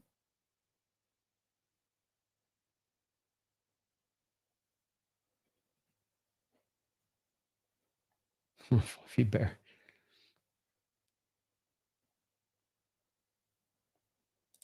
Jordan's guys winning by a couple scores. I love the confidence, Jordan. And I'll tell you this, I hope you are right. do hope you are right. Let me put a little thank you here, if I can, to the sponsorito of the show, as we are getting sponsored this year by, of course, Sleeper. Sleeper's the number one app in the game running right now. You got a lot of sports apps out there. This is the best one for my money on it because there's just more variety. There's more options in what you can do in order to set your picks in the way that you want to set it. Have you lost your fantasy? Do you need to recoup some pride? Go make some money at the same time while you do it. Get into weekly fantasy. Get into daily fantasy. Put picks together between basketball and football at the same time. Put a nice ticket together. Go win yourself some money. I've got the picks here over on my right side. Cooper Kupp over 29.5 yards this upcoming Sunday against the Rams. Revenge game for him. You know he's going to want to do well against them. Higbee, struggle with some tight ends. I think he gets over 20.5 yards for the Rams out of what he's doing there for them. And then Kyron Williams, I think the Rams are going to really stay committed to running the ball. Him getting over 59.5 yards doesn't mean he runs really well against us as much as I think they're going to give him that 20 carries in this game, partly to try to control the ball, partly to keep that devastating pass rush to the Seahawks at bay. You can use my code, though, today, NEST, and they will match you up to 100% of your first deposit, up to $100. So $100 from me to you through the Sleeper app, and you support the channel at the very same time. There's also a free $20 entry, no deposit needed. Just create a login. They'll put $20 into your account right out the gate there. So $120 from me to you through the Sleeper app. And all you've got to do is use my code or just create a login. Terms and conditions do apply. Please see their site for details, the Sleeper site for details. But thank you to them for sponsoring the show here throughout the course of this year, as they've been so kind to do so. And I am very appreciative for that. We're going to go ahead, and if we got a last couple questions, probably wrap it up at this point as we're a couple hours in, and kind of put a button on this one. HHGB, number one upgrade center, right guard. Steps 2, get Crosby. Step 3, profit. There we go. That's sign me up all the way for that, HHG. 100%. Patrick, I think you see a lot of coaches from college go to the NFL. I think you'll see a lot of coaches from college go to the NFL. I think coaches are realizing if I have to deal with NIL, they'd rather do that in the NFL. At least they have contracts in the NFL. I could see that, Patrick. I think the thing that's going to be hard for a lot of these coaches when they do that is that you're going to have an offensive coordinator who now has to go and be a quarterback's coach at the pro level. That he doesn't just go get to be OC for OC. Because remember with this, Patrick, when you hired Grubb last year, he was the only guy in recent memory that's been moved up from an offensive coordinator at the college level to an offensive coordinator at the pro level. So there is part of a little bit of, you've got to go back one step to go 2 steps forward if you're going to do that from the college level of things. But you very well may be onto something where I don't think a lot of college coaches want to deal with this NIL situation. It's a mess. It's the Wild West. It's making the job of coaching, which is already tremendously difficult when you're having to try to bring young kids along who are 18 years old and they've got college and they've got all these distractions. Well, on top of it, you're throwing NIL into the mix as a cherry on top of all of this problematic situation. I wouldn't want to deal with it either. So, yeah, I can see it being the way it is, but it has been a bit of a slow process up until this point on that.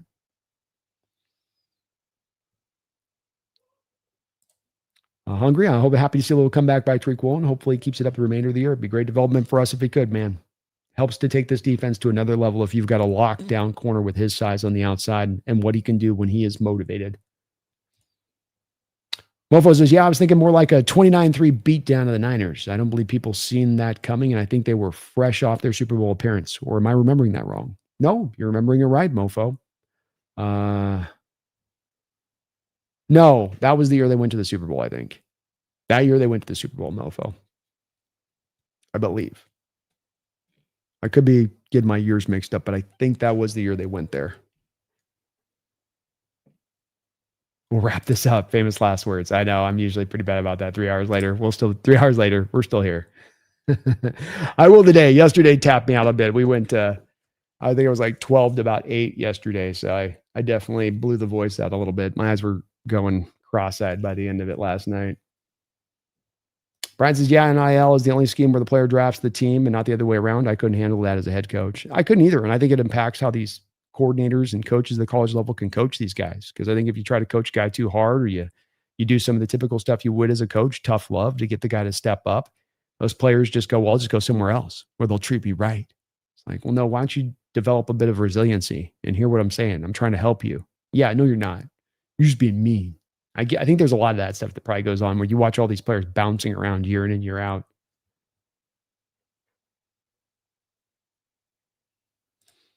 said, I'm happy to have D-Law and Shannon next year. They've been great. They have been our best pass rushers and both under contract next year. So you get to keep them, which is good. Get to keep them.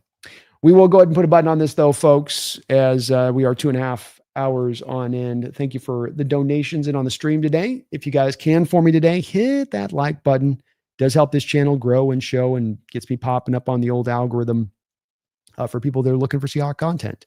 So I'd really appreciate if you guys could hit that like button. We are on the long road here to 30,000, but we're making some great progress here already out the gate. So we'll keep cooking up to it. So if you're not subbed up, please do get subbed up over here to the channel.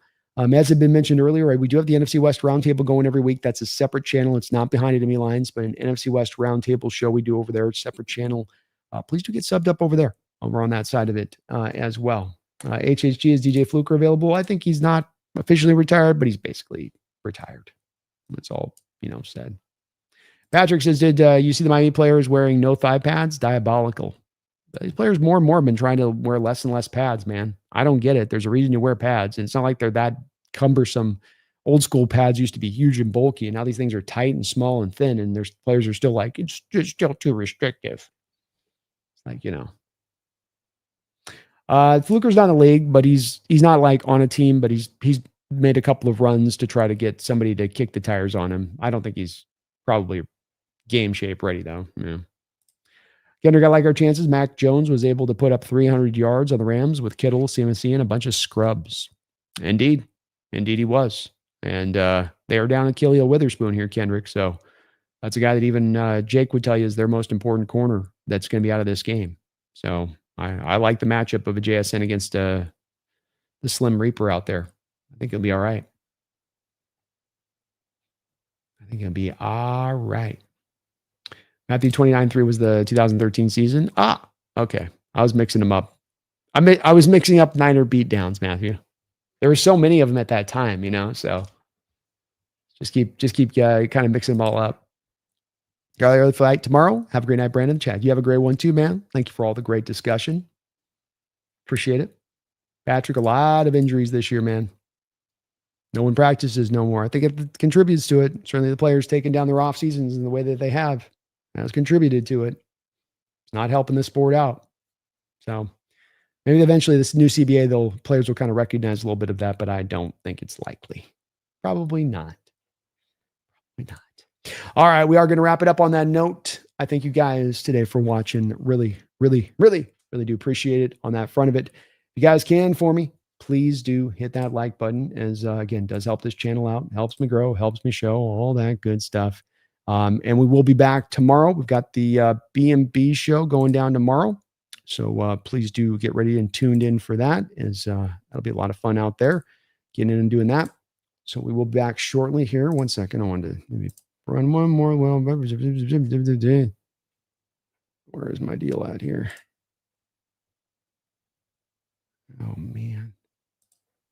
Oh, man.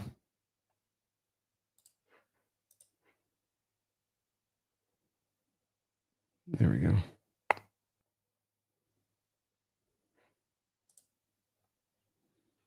Make sure I got this. Okay. All right, y'all. Thank you again for watching today. Brian E., Nick, you have a good one. Brandon M., thank you so much. Back tomorrow, 12 o'clock, B&B show. We're going to preview this matchup, look at some of the really cool stats and numbers coming into this game. Preview for that. A lot of mirroring between these two teams and what you're going to see and what they try to do on Sunday and how they go about their business. So will be really fun to be able to preview that matchup with Brendan tomorrow. Please do tune in there for that. But until next time, please don't you ever forget. Don't you dare ever forget. Go Hawks.